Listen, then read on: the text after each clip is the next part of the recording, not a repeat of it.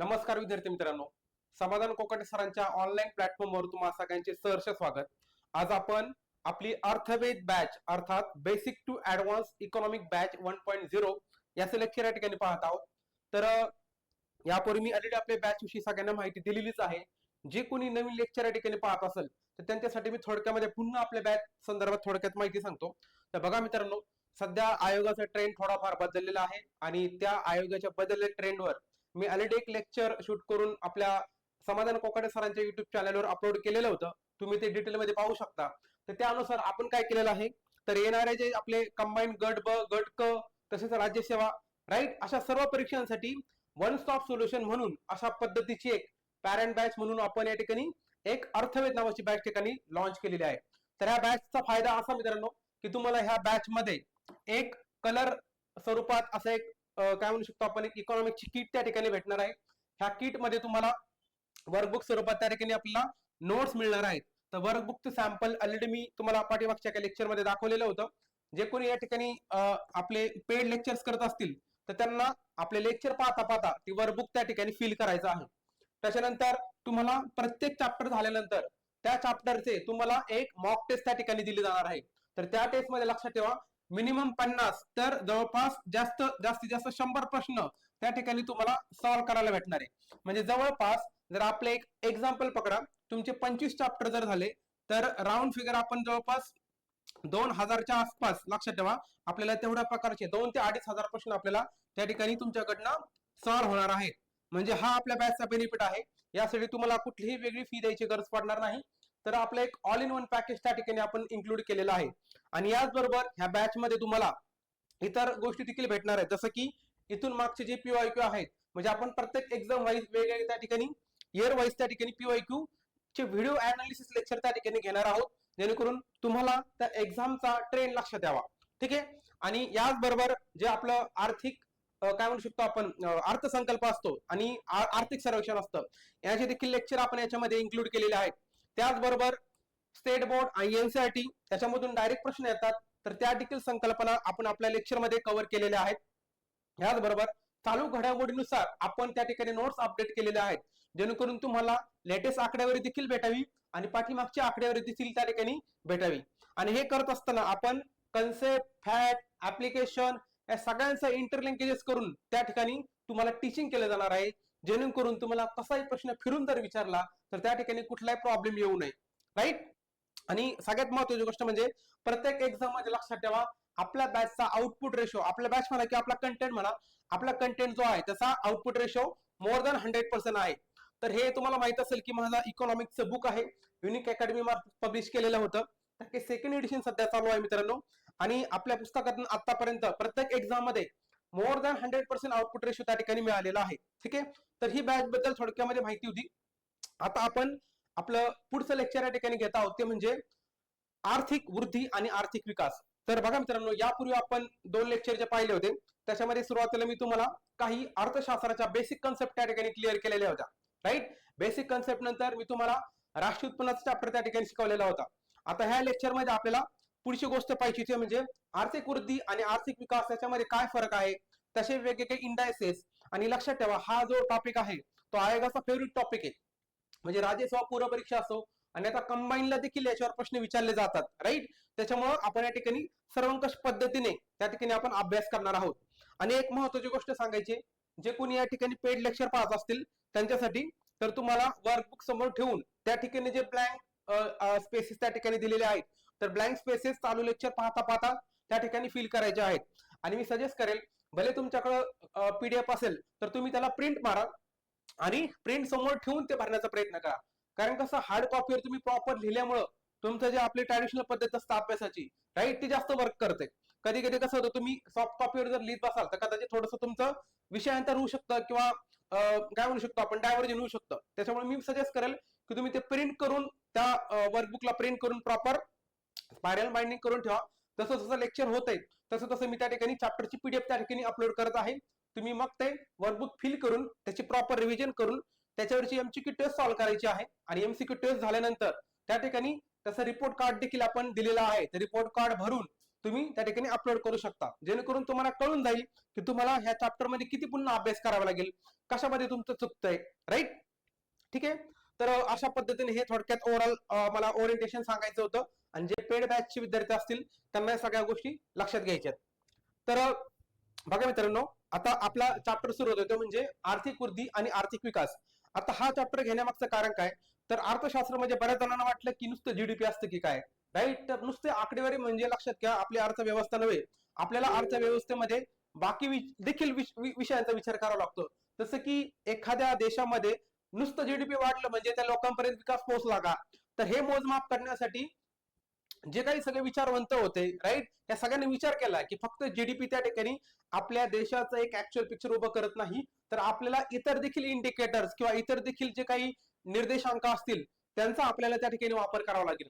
आणि याच्यात मग वेगळ्या विचारवंतांनी खूप सारा विचार करून ठेवलेला आहे. आणि मग त्यालाच काय केलेलं आहे मित्रांनो, वेगवेगळ्या संस्थांनी, जसं की युनायटेड नेशन असेल किंवा भारतामध्ये नीती आयोग असेल, अशा वेगवेगळ्या संस्थांनी आर्थिक वृद्धी बरोबर आर्थिक विकास अर्थात इकॉनॉमिक ग्रोथ बरोबर इकॉनॉमिक डेव्हलपमेंट मेजर करण्यासाठी वेगवेगळे निर्देशांक त्या ठिकाणी डेव्हलप केलेले आहेत. ठीक आहे. तर आपला चॅप्टर या ठिकाणी सुरू होत आहे मित्रांनो. तर बघा ठीक आहे. आता सुरुवातीला मी या ठिकाणी काय घेणार आहे, तर सुरुवातीला या ठिकाणी थिंकरचा ओव्हरऑल या ठिकाणी आढावा घेणार आहे. आता बघा मित्रांनो, या ठिकाणी राज्य सेवा पूर्व परीक्षा याच्यामध्ये तुम्हाला या थिंकरवर काय प्रश्न विचारले जातात. म्हणजे जवळपास असा एखादं वर्ष झाला असेल त्यांनी त्याच्यावर प्रश्न नाही विचारला, गेले काही वर्ष त्याच्यावर तुम्हाला कंटिन्युअसली मी तुम्हाला आता तो एक दोन स्लाइड दाखवणार आहे, त्याच्यामध्ये प्रत्येक थिंकरवर काही ना काही प्रकारचा प्रश्न विचारलेला आहे. म्हणजे मिनिमम एक थिंकर तुम्ही त्या ठिकाणी पकडू शकता. जोसेफ शिम्पेटरे असेल किंवा मिल्टन असेल, अशा प्रकारचे थिंकरवर त्यांनी प्रश्न विचारलेले आहेत. ठीक आहे.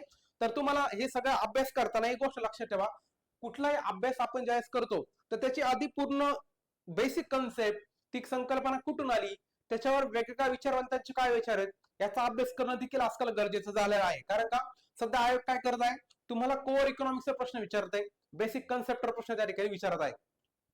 ठीक आहे. आता सुरुवातीला आपण काय करूया, तर वेगवेगळ्या विचारवंतांचे विचार पाहूया. म्हणजे त्यांनी आर्थिक वृद्धीची डेफिनेशन कशी केलेली आहे आणि सगळ्यामध्ये तुम्हाला एक कॉमन धागा दिसेल बघा. मी तुम्हाला हे लक्षात ठेवण्यासाठी माझ्या ज्या काही स्वतः बनवलेल्या ट्रिक्स आहेत त्या देखील तुम्हाला ट्रिक्स त्या ठिकाणी सांगणार आहे. हा, त्या ट्रिक्स तुम्हाला वर्कबुक मध्ये भेटणार नाही, तर तुम्हाला त्या साईटला लिहावं लागतील हाताने. ठीक आहे. तर आर्थिक वृद्धी आर्थिक विकास याच्याबाबत ज्या वेगवेगळ्या थिंकर्सच्या ठिकाणी आपलं मत मांडलेलं आहे ते तुम्हाला मी सिंपल भाषेमध्ये सांगणार आहे, त्यांच्या भाषेमध्ये देखील सांगणार आहे आणि ते लक्षात ठेवण्यासाठी आपण ट्रिक्स देखील त्या ठिकाणी पाहणार आहे. तर बघा, सुरुवात करतोय आपण आर्थिक वृद्धीपासून. आता याच्यामध्ये तुम्हाला एक कॉमन गोष्ट दिसेल, ते म्हणजे मी तुम्हाला आधीच ती गोष्ट सांगून टाकतो म्हणजे तुम्हाला ते समजून घ्यायला लक्षात येईल, समजून घ्यायला इझिली सोपं पडेल. तर आर्थिक वृद्धी जनरली काय मानलं जातं, तर जे काही थिंकर्स आहेत त्यांनी डेफिनेशन करताना आर्थिक वृद्धी म्हणजे विकसित देशामध्ये जे काही झाले त्याला ते आर्थिक वृद्धी बोलतायत. तर आर्थिक वृद्धी म्हणजे आपल्या भाषेमध्ये काय रे, इकॉनॉमिक ग्रोथ. त्याच्यामध्ये आपण जीडीपी किती वाढलाय हे मेजर करत असतो, राईट. म्हणजे संख्यात्मक बदल किती झालाय तो म्हणजे तुमचा थोडक्यामध्ये काय, तर आर्थिक वृद्धी संख्यात्मक बदल या ठिकाणी आपण पकडत असतो. आणि आर्थिक विकास म्हणजे काय, तर या ठिकाणी तुमचा गुणात्मक बदल आपण त्या ठिकाणी चेक करत असतो. तर हा एक मेजर डिफरन्स तुम्हाला आधी माहित पाहिजे. याचा प्रॉपर जो आपण सायंटिफिक पद्धतीने पुन्हा अभ्यास करणारच आहे. म्हणजे आर्थिक वृद्धी आणि आर्थिक विकास यांच्यामधील जो फरक आहे तर पुन्हा आपल्याला पाहायचंच आहे. पण सध्या आपण काय करत आहोत, तर विचारवंतांच्या भाषेमध्ये त्यांच्यामध्ये काय फरक आहे ते आपण पाहणार आहे. तर सुरुवातीला बघा, या ठिकाणी चार्ट दिसतो असेल तुम्हाला. तर जोसेफ शिम्पेटर यांचं काय म्हणणं आहे, जोसेफ शिम्पेटर यांचं म्हणणं आहे आणि याच्यावर प्रश्न विचारून झाला आयोगाचा, हा PYQ लक्षात ठेवा. याच्यावर प्रश्न विचारून झालाय, बचत दर आणि लोकसंख्या. ठीक आहे. आता कीवर्ड तुम्हाला पाठ करायचे बरं का. बचत दर आणि लोकसंख्या यात होणारी वाढ काय करते, ही जी वाढ काय करते, अर्थव्यवस्थेमध्ये दीर्घकाळात संथपणे, दीर्घ काळ पकडला बरं का, शॉर्ट टर्म नाही, लॉंग टर्म मध्ये संथपणे म्हणजे ग्रॅज्युअली आणि सातत्याने म्हणजे कंटिन्युअसली असा बदल घडून आणते. तर कीवर्ड तुम्हाला लक्षात आले. कुठल्याही अर्थव्यवस्थेमध्ये काय होत असतं रे, बचत दर म्हणजे लोकांचा सेव्हिंग रेट, राईट, आणि लोकसंख्याची वाढ म्हणजे काय, पॉप्युलेशन ग्रोथ रेट, याच्यामध्ये काय होत असते, वाढ होत असते. आणि ह्या होणाऱ्या वाढीमुळे दीर्घकाळामध्ये काय होतं, ग्रॅज्युअली पण कंटिन्युअसली, आपण म्हणतो ना की थेंबे थेंबे तळे साचे, तर तशा पद्धतीने ग्रॅज्युअली पण कंटिन्युअसली, राईट, अशा पद्धतीने बदल घडून आणते. त्याला त्यांनी आर्थिक वृद्धी म्हटलेलं आहे. कीवर्ड लक्षात आले तुम्हाला. काय काय म्हणायचंय, बचत दर, सेव्हिंग रेट, नंतर लोकसंख्या वाढ, यांच्यामुळे तुमच्या अर्थव्यवस्थेमध्ये लॉंग टर्म मध्ये कंटिन्युअसली पण ग्रॅज्युअली बदल घडून येतो. त्याला आर्थिक वृद्धी म्हटलंय कुणी? जोसेफ शिम्पिटरनी. त्याच्यानंतर पुढचा थिंकर आपल्याला त्या ठिकाणी बघायचं. ठीक आहे, तर याच्यामध्ये उर्सुला हिक्स नावाच्या थिंकर त्या ठिकाणी काय म्हणतात मित्रांनो? विकसित देशातील वाढीची असणारी प्रक्रिया. आता कीवर्ड बघा बरं का, तुम्हाला एक कॉमन धागा दिसल. विकसित देशातील म्हटलंय त्याने, विकसित म्हणजे डेव्हलप कंट्रीज. तर डेव्हलप कंट्रीज, आता बऱ्याच विद्यार्थ्यांना कदाचित मराठी शब्द डायरेक्टली समजत नसतील, तर त्यांच्यासाठी मी मध्ये मध्ये इंग्लिश शब्द पण सांगणार आहे. भले त्या ठिकाणी ते मेन्शन केलेले नसतील किंवा असतील, तुम्ही त्या ठिकाणी लिहून घ्या, जेणेकरून तुम्हाला जर मराठी शब्दामध्ये प्रॉब्लेम येत असेल तर तुम्हाला ते लवकर कळून जाईल. तर डेव्हलप कंट्री मध्ये वाढीची असणारी प्रक्रिया, right, the process of growth in develop countries is called as economic growth, असं उर्सुला हिक्स यांचं म्हणणं आहे. कोणाचं? उर्सुला हिक्स यांचं म्हणणं आहे. त्याच्यानंतर पुढचं आहे किंडलबर्गर. आता किंडलबर्गर यांच्यावर आत्ता पाठीमाग 1-2 वर्षापूर्वी आयोगाने प्रश्न विचारला होता राज्य सेवा पूर्व परीक्षेला. त्याच्यामध्ये ते काय म्हणतात बघा, आर्थिक वृद्धी म्हणजे काय रे? आर्थिक वृद्धी म्हणजे अर्थव्यवस्थेमधील संख्यात्मक बदल, म्हणजे क्वांटिटेटिव्ह चेंज दाखवते. काय रे? क्वांटिटेटिव्ह. संख्यात्मक बदल म्हणजे काय? क्वांटिटेटिव्ह बदल. क्वांटिटी त्या ठिकाणी चेंज होत आहे. म्हणजे जीडीपी आता $1 ट्रिलियन असेल तो $2 ट्रिलियन होतोय, $3 ट्रिलियन होतोय, अशा पद्धतीने. त्याच्यानंतर पुढचं थिंकर आहे ते म्हणजे मिल्टन. तर मिल्टनचं म्हणणं असं होतं की राईज इन आउटपुट. राईज म्हणजे काय? तर वाढ. राईट, राईज म्हणजे काय? वाढ. कशामधली? आउटपुट मधली. आउटपुट. आउटपुट म्हणजे काय? कुठल्याही कंपनीमधून तुम्ही काहीतरी बाहेर तयार करताय, म्हणजे तयार करून काहीतरी गोष्ट बाहेर पडते, त्याला आपण काय म्हणतो थोडक्यात? त्याचं आउटपुट. राईट, तर आउटपुट मध्ये होणारी वाढ, याला आपण त्याला काय म्हटलंय? आर्थिक वृद्धी म्हटलंय कुणी? तर मिल्टननी. ठीक आहे, आता अजून पुढचे काय थिंकर पाहूया.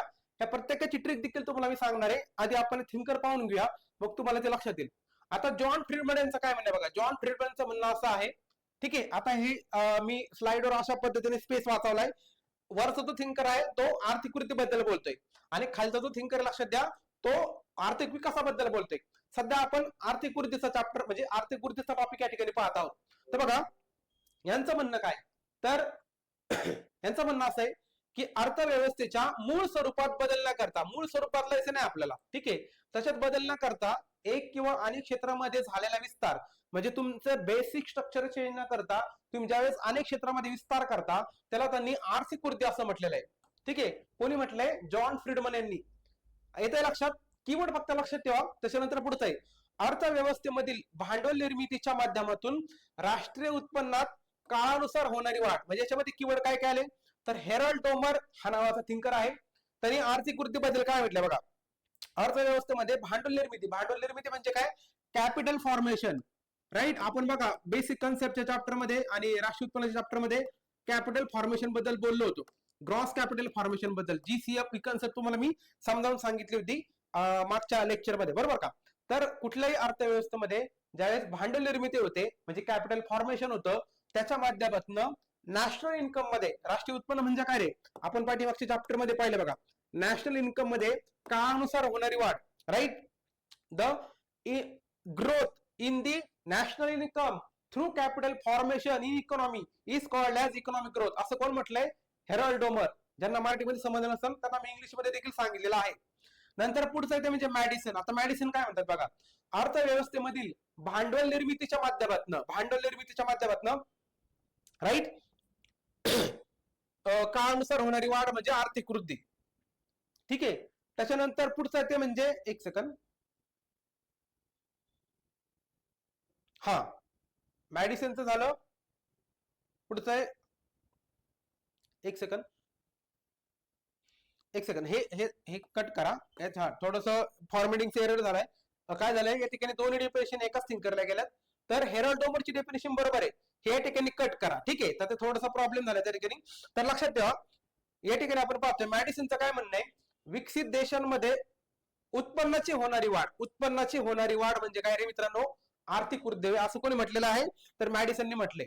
तर विकसित देश हा या ठिकाणी कीवर्ड आहे आणि आर्थिक वृद्धी शक्यतो विकसित देशामध्ये मोजली जाते. जनरली या थिंकरच्या मतानुसार, माझ्या म्हणण्यानुसार नाही, या थिंकरच्या म्हणण्यानुसार आर्थिक वृद्धी आपण शक्यतो डेव्हलप कंट्रीला जास्त लागू होते असं त्यांचं म्हणणं आहे. तर उत्पादनाची होणारी वाढ म्हणजे increase in income in develop countries is called as economic growth, असं मॅडिसन यांचं म्हणणं होतं.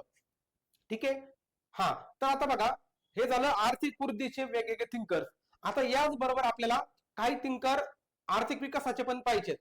म्हणजे काय थिंकरनी आर्थिक वृद्धीची डेफिनेशन दिलेली आहे, त्याचबरोबर त्यांनी आर्थिक विकासाची पण डेफिनेशन दिलेली आहे. म्हणजे एक्झाम्पल बघा, जोसेफ शिम्पेटरने आपण मागाशी पाहिलं की आर्थिक वृद्धीबद्दल काय बोलले ते, त्याचबरोबर ते आर्थिक विकासाबद्दल काय बोलतायत त्याचा देखील आपल्याला अभ्यास करायचा आहे. आता आर्थिक विकासाबद्दल नेमकं ते काय बोलतायत, त्यांचं म्हणणं असं आहे की आर्थिक विकास हा अर्थव्यवस्थेच्या स्थैतिक अवस्थेतील उत्स्फूर्त बदल असून, राईट, विकासाची प्रक्रिया खंडित किंवा तुटक असू शकते. स्थैतिक म्हणजे काय, एखादी कॉन्स्टंट अवस्था आहे पण त्याच्यामध्ये उत्स्फूर्त बदल होतो. कसा होतो उत्स्फूर्त, स्पॉन्टेनियस चेंज. उत्स्फूर्त म्हणजे काय रे, इंग्लिश मध्ये आपण त्याला म्हणतो spontaneous change. Spontaneous change in what, right, static और कॉन्स्टंट पोझिशन ऑफ इकॉनॉमी. ठीक आहे. आणि विकासाची प्रक्रिया म्हणजे process of development can be continuous. खंडित, एक मिनिट, खंडित म्हणजे काय रे, तर अशी सेग्रिगेटेड असू शकते. लक्षात घ्या, खंडित म्हणजे काय, अशी ब्रेकडाऊन झालेली म्हणजे टप्प्याटप्प्याने असू शकते, राईट, अशी वेगवेगळ्या स्टेजेस मध्ये असू शकते. कंटिन्युअस असण्यापेक्षा तुम्ही अशी स्टेजेस मध्ये घ्या, राईट. त्याचा कीवर्ड बघायच्या मध्ये पुन्हा सांगतो, जोसेफ शिम्पेटरचं काय म्हणणं होतं, इकॉनॉमिक डेव्हलपमेंट म्हणजे काय, एखादी अर्थव्यवस्थेची स्थैतिक अवस्था असते, म्हणजे कॉन्स्टंट एक काय म्हणू शकतो फेज असते, त्याच्यामध्ये काय होतं स्पॉन्टेनियस चेंज होतो, म्हणजे एकदम असा उत्स्फूर्त बदल होतो. आणि ही ओव्हरऑल प्रक्रिया जी असेल ती कशी असू शकते, तुटक किंवा खंडित असू शकते.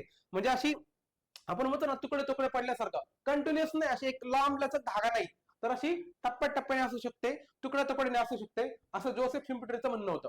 त्याच्यानंतर उर्सुला हिक्स, बघा आपण मग यांचं आर्थिक वृद्धीबद्दल स्टेटमेंट पाहिलं होतं, आता आपण त्यांचं आर्थिक विकासाबद्दल स्टेटमेंट पाहूया. त्यांचं म्हणणं काय, विकसित देशामधील आर्थिक प्रगतीचा आपण वृद्धी असं म्हणतो. विकसित देशामधील आर्थिक प्रगतीला ते काय बोलतायत, तर वृद्धी बोलतायत. लक्षात द्या. आता याच्या ठिकाणी विकसित देशाबद्दल त्यांनी आपण ऑलरेडी मग सांगितलं होतं बघा, विकसित देश, पण त्याचबरोबर ते अविकसित देशाबद्दल बोलतायत. जर हेच जर तुमच्या काय म्हणू शकतो आपण, डेव्हलप कंट्री ऐवजी डेव्हलपिंग कंट्रीमध्ये झालं, या ठिकाणी डेव्हलपिंग कंट्रीला त्यांनी लागू केले, पण उर्सुला हिक्सनी डेव्हलपिंग कंट्री, आणि इकडे काय रे डेव्हलप कंट्री. बघा डिफरन्स काय, सिंपल डेफिनेशन आहे. उर्सुला हिक्सनी इकॉनॉमिक ग्रोथ कोणाला अप्लाय केली, डेव्हलप कंट्रीला, राईट, आणि इकॉनॉमिक डेव्हलपमेंट कोणाला अप्लाय केली, ही डेव्हलपिंग कंट्रीला. येते लक्षात, असं दोन डिफरन्स आहे त्याच्यामध्ये, राईट. आर्थिक वृद्धी कोणाला, विकसित देशाला, आणि आर्थिक विकास कोणाला, तर अविकसित देशाला. त्याला आपण डेव्हलपिंग म्हणा किंवा अंडर डेव्हलप कंट्री म्हणा, दोन्ही चालेल. अंडर डेव्हलप कंट्रीज किंवा डेव्हलपिंग कंट्री, अशा दोन्ही पद्धतीने त्या ठिकाणी आपण अप्लाय करू शकतो, असं उर्सुला हिक्स यांचं म्हणणं आहे. त्याच्यानंतर पुढचे थिंकर ते म्हणजे किंडलबर्गर. किंडलबर्गर यांचं काय म्हणणं आहे, तर अधिक उत्पादन व ते ज्यामुळे शक्य होते त्या तांत्रिक व संस्थात्मक व्यवस्थेतील बदल म्हणजे आर्थिक विकास होय. काय रे, पुन्हा सांगतो, ठीक आहे. अधिक उत्पादन, आता तुम्ही ज्यावेळेस एखादं उत्पादन घेताय, आता बघा तुम्ही, आपण दोन्ही ठिकाणी डेफिनेशन पाहिली होती की या ठिकाणी संख्यात्मक बदल होते म्हणजे क्वांटिटेटिव्ह चेंज होते. हे झालं विकासाच्या बाबतीत, सॉरी हे झालं वृद्धीच्या बाबतीमध्ये, राईट. क्वांटिटेटिव्ह चेंज झाला, मी तुम्हाला सांगितलं ना सुरुवातीला की आर्थिक वृद्धी हा तुमचा संख्यात्मक बदल आहे. काय आहे हा, क्वांटिटेटिव्ह चेंज आहे. इंग्लिश मध्ये आपण त्याला काय म्हणतो, क्वांटिटेटिव्ह चेंज, राईट. हे असं किंडलबर्गरचं वृद्धीच्या बाबतीमध्ये म्हणणं होतं. विकासाच्या बाबतीमध्ये काय म्हणतात ते, हे ठीक आहे, हा जो अधिक उत्पादन होतं ना क्वांटिटेटिव्ह चेंज होऊन, राईट, हे कशामुळे शक्य होतं रे, तर ते शक्य होतं तुमच्या तांत्रिक आणि संस्थात्मक बदलामुळे, म्हणजे टेक्निकल आणि इन्स्टिट्यूशनल बदलामुळे ते त्या ठिकाणी बदल होत असतो. कशामध्ये, अर्थव्यवस्थेमध्ये. आणि ह्या सगळ्याला काय म्हणतायत, तर आर्थिक विकास असं म्हणतायत. पुन्हा सांगतो, तुमचे जो संख्यात्मक बदल होतोय तो कुठल्या तरी टेक्निकमुळे होतोय, बरोबर का. नवीन टेक्नॉलॉजी आली, पहिले नॉर्मल मॅन्युफॅक्चरिंग व्हायचं, नंतर मशीन आल्या, आता डायरेक्ट 3D प्रिंटिंग किंवा AI आले, त्याच्यामुळे तुमच्यामध्ये टेक्नॉलॉजिकल बदल झालेत.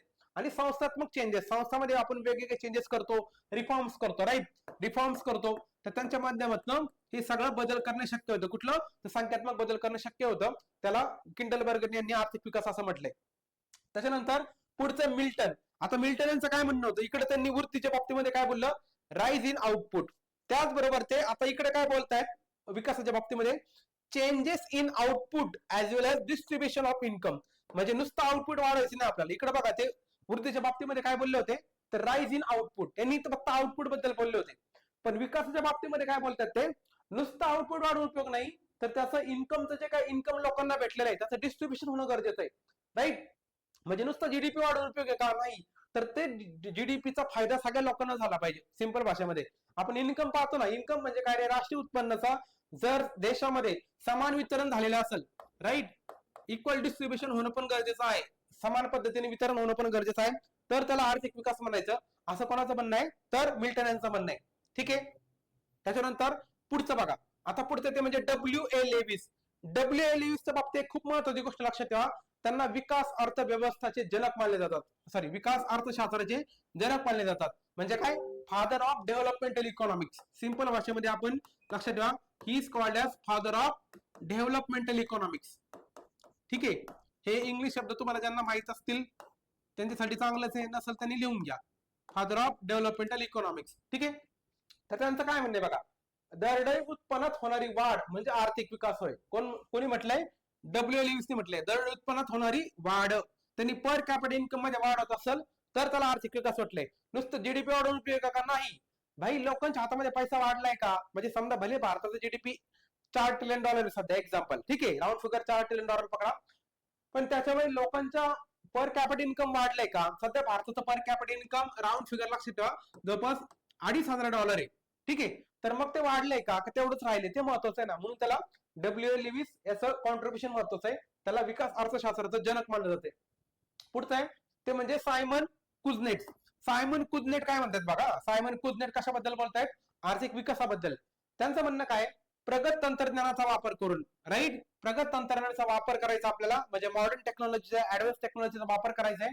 त्याचा वापर करून जी लोकसंख्या वाढते, लोकसंख्येच्या वाढत्या वेगवेगळ्या गरजा आहेत, बरोबर, आपली लोकसंख्या वाढली की आपल्या गरजा पण वाढतात, तर ह्या गरजा पूर्ण करण्यासाठी, राईट, तुम्ही जे काही नवीन नवीन टेक्नॉलॉजी वापरताय त्याच्यावर तुमची प्रोडक्शनची कॅपॅसिटी वाढते, लक्षात ठेवा, आणि म्हणून तुमचा वस्तूंचा पुरवठा देखील वाढतो. आणि ही जी ओव्हरऑल तुमची कॅपॅसिटी जर वाढलेली असेल तर लॉंग टर्म मध्ये त्याला इकॉनॉमिक डेव्हलपमेंट असं म्हणतात. पुन्हा सांगतो बघा, सायमन कुझनेटचं काय म्हणणं आहे, सायमन कुझनेट हे आपण पाठीमागच्या 1-2 लेक्चर मध्ये डिस्कस केलेलं आहे त्यांचं कॉन्ट्रीब्युशन. या ठिकाणी ते काय बोलतायत, ज्यावेळेस तुमची लोकसंख्या वाढत असते तर लोकसंख्येला वाढणारा वस्तूंचा पुरवठा देखील जास्त लागणार, मग तुम्ही क्षमता वाढवणार कशी, तर तुमचं प्रगत तंत्रज्ञान वाढून, प्रगत तंत्रज्ञानाचा वापर करून तुमच्या क्षमतेमध्ये जे वाढ होते त्याला त्यांनी आर्थिक विकास म्हटलंय. कुणी, तर सायमन कुझनेटने. नंतर पुढचं ते म्हणजे हे कट करा, हा ही जी रो आहे ना, हे सध्या एवढं कट करा. हा, आता पुढचं बघा, आता अमर्त्य सेन काय बोलतात बघा, अमर्त्य सेन आर्थिक विकासा बाबतीमध्ये काय बोलतायत, आर्थिक विकासाच्या बाबतीमध्ये यांचं म्हणणं असं आहे की तुम्ही फक्त जीडीपी वाढवला किंवा लोकांचं आर्थिक उत्पन्न वाढवलं एवढंच कामाचं नाही. आता अमर्त्य सेन थोडस 2 स्टेप पुढे चाललेत बरं का, म्हणजे या बाकी लोकांपेक्षा ते थोडस जास्त काय म्हणू शकतो आपण, ब्रॉड विचार करतात. ते बोलले की ठीक आहे, मी मान्य करतो देशाचा जीडीपी वाढला, लोकांना, आता एक्झाम्पल घ्या की मी तुम्हाला खायला चणे दिले, राईट, तुम्ही म्हणाल की ठीक आहे, तुमच्या गावामध्ये खूप श्रीमंत शेतकरी, त्याला काय म्हणू शकतो आपण, त्याच्याकडे चण्याचं उत्पादन खूप झालं, बाकी कोणाकडे चणे नाही, राईट, हे झालं असं समजा की हे झालं इकॉनॉमिक ग्रोथ. आता त्यांनी काय केलं, हे चणे काय केले, गावातल्या सगळ्या लोकांना वाटले, सगळ्यांना समान वाटले, त्यांनी स्वतःला थोडेफार ठेवले आणि बाकीच्यांना पण वाटले, हे काय झालं आपल्या भाषेमध्ये इकॉनॉमिक डेव्हलपमेंट. एक्झाम्पल पकडा बरं का. पण अमर्त्य सेन बोलतात एवढ्यावरच आपण थांबून उपयोग नाही भाई, तुम्हाला, म्हणजे मला काय म्हणायचंय, मला म्हणजे अमर्त्य सेन यांना म्हणायचंय की त्या व्यक्तीला स्वातंत्र्य आहे का, म्हणजे त्याला खरंच चणे पाहिजे होते का त्याला फुटाणे पाहिजे होते, राईट. त्याच्यानंतर तुम्ही त्याला चणे दिले करे, पण त्याची खायची कॅपॅसिटी आहे का, तो जर म्हातारा असेल, म्हणजे त्याचे दात पडून गेलेले असतील, तो खाणार कसे चणे, त्याचे दात हातात येतील ना जे राहिलेले आहेत ते, राईट. म्हणजे तुम्ही त्या ठिकाणी फक्त उत्पन्नामध्ये वाढ होणं त्यालाच आर्थिक विकास म्हणायचं नाही, तर तुमच्या निवडी, तुमची क्षमता आणि वैयक्तिक स्वातंत्र्य देखील मध्ये बदल होणं गरजेचं आहे. म्हणजे तुमचे काय म्हणू शकतो आपण, चॉईस, तुम्हाला चॉईस, त्यांचे फेमस शब्द बरं का, कॅपेबिलिटी अप्रोच नावाचा, लक्षात ठेवा. तुमच्यापैकी जर कोणी सोशॉलॉजी, पॉलिटिकल सायन्स ऑप्शन असेल, त्यांना शब्द माहित असतील, तुमच्या चॉईस मध्ये होणं गरजेचं, चॉईस तुम्हाला भेटणं गरजेचं आहे, कॅपेबिलिटी मध्ये तुम्हाला काय म्हणू शकतो आपण, वाढ होणं गरजेचं आहे, आणि तुम्हाला पर्सनल फ्रीडम भेटणं देखील गरजेचं आहे. नुसतं जीडीपी वाढला म्हणजे विकास नाही, तुम्हाला वैयक्तिक स्वातंत्र्य पाहिजे, तुम्हाला आवडीनिवडीचं स्वातंत्र्य पाहिजे, म्हणजे उद्या तुम्हाला कोणीतरी काहीतरी दिलंय याचा अर्थ त्या ठिकाणी विकास झाला असं नाही, तुम्हाला ते खरंच गरजेचं आहे का, तुम्हाला तेच पाहिजे का दुसरं काहीतरी पाहिजे. तसं आता बोललो ना तुम्हाला, चणे पाहिजे का, तो एखादा म्हणेल मला फुटाणे पाहिजे, एखादा म्हणेल मला काय काय म्हणतात ना, मटकी द्या, येतं लक्षात, म्हणजे या ठिकाणी चॉईस आहे का, त्याच्यानंतर तुमची कॅपॅसिटी आहे का. ठीक आहे, तुम्ही त्याला दिलं, कॉम्प्युटर दिला तुम्ही, एखाद्या देशाने लोकांना कॉम्प्युटर वाटले, पण एखाद्या त्याला कॉम्प्युटर वापरता येतो का, त्याची तेवढी कॅपॅसिटी आहे का, आधी तुम्ही त्याला कॉम्प्युटर वापरायला शिकवा ना, मग कॉम्प्युटर द्या, याचं लक्षात. आणि फ्रीडम, ह्या सगळ्या गोष्टींचा विचार अमर्त्य सेन यांनी केलाय. त्याला कॅपेबिलिटी अप्रोच म्हणतात, असं लक्षात ठेवा. काय म्हणतात त्याला? Capability approach. ठीक आहे. त्याच्यानंतर पुढचं आहे ते म्हणजे तुमचं, तर हे होतं मित्रांनो वेगवेगळे थिंकर. आता मी जसं तुम्हाला मागाशी प्रॉमिस केलं त्यानुसार सांगतो. आता हे जे वेगवेगळे थिंकर आहेत यांना लक्षात कसं ठेवायचं, म्हणजे थोडंफार एक तुम्हाला मी आपल्या इनफॉर्मल किंवा माझ्या पद्धतीने मी जे काही ट्रिक्स बनवल्यात त्या सांगण्याचा या ठिकाणी प्रयत्न करेल. आता थोडंसं मला क्लीन करतो, म्हणजे आपल्याला या ठिकाणी ट्रिक्स लिहायला थोडीफार जागा होईल. येते लक्षात? तर माझ्या मते मी हे प्रत्येक तुम्हाला आता सगळ्याच गोष्टी एक्झाम्पल देऊन सांगितल्यात की कशा पद्धतीने यांच्यामध्ये वेगळा फरक आहे. आणि थिंकर बऱ्याच ठिकाणी कॉमन आहेत, म्हणजे त्यांनी दोन्ही बाबतीत बोलले. काय रे? तर दोन्ही बाबतीत म्हणजे काय, तर आर्थिक विकासाच्या बाबतीमध्ये पण बोलले, आर्थिक वृद्धीच्या बाबतीमध्ये पण बोलले. आता ट्रिक्स या ठिकाणी सांगतो. शुम्पेटर बघा काय बोलतात. शुम्पेटरचं म्हणणं कसं आहे की बचत दर आणि लोकसंख्या याच्यामध्ये होणारी वाढ, त्याच्यामध्ये दोन कीवर्ड येतात, बचत दर आणि लोकसंख्या. ठीक आहे. आता एक गोष्ट लक्षात ठेवायची, ज्यावेळेस लोकसंख्या वाढते त्यावेळेस काय वाढतं रे? बच्चा वाढतो की नाही? आपण म्हणतो ना की बच्चा पैदा करे लोक, बचत, असं लक्षात ठेवा. लोकसंख्या म्हणजे बच्चा, येते लक्षात? तशा पद्धतीने करता येतात. आणि असं लक्षात ठेवा की त्या ठिकाणी लोकसंख्या वाढली की त्या ठिकाणची कंट्री तुम्हाला शूट करते. आपण म्हणतो ना की देशाची लोकसंख्या कमी करायची, मग सगळ्यांना मारून टाका, असं तिथलं सरकार म्हणतंय. असं समजा तिथे हुकुमशाही सरकार आहे. मग ते काय म्हणतंय, तुमची लोकसंख्या वाढली म्हणजे बच्चा वाढले, आपण काय करूया, सगळ्यांना शूट करून टाका. Shoot, right? शूटरनी एखाद्यानी त्यांना काय करा, शूट करून टाका, असं तुम्ही याला लक्षात ठेवू शकता. तुम्हाला ऐकायला थोडंसं पांचट वाटेल ट्रिक, पण असं काहीतरी करून तुम्हाला जुगाड करून लक्षात ठेवावं लागेल.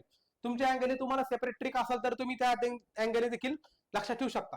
नंतर उर्सेल यांचं सिंपल आहे बघा. त्यांचं म्हणणं होतं की विकसित देशामध्ये असणारी प्रक्रिया, वाढीची प्रक्रिया, एवढं सिंपल आहे. बाकी याच्यामध्ये मग जास्त याच्यामध्ये काही लक्ष ठेवायची गरज नाही. कसं लक्ष ठेवू शकता तुम्ही? उर्सुला हिक्स, ठीक आहे ना?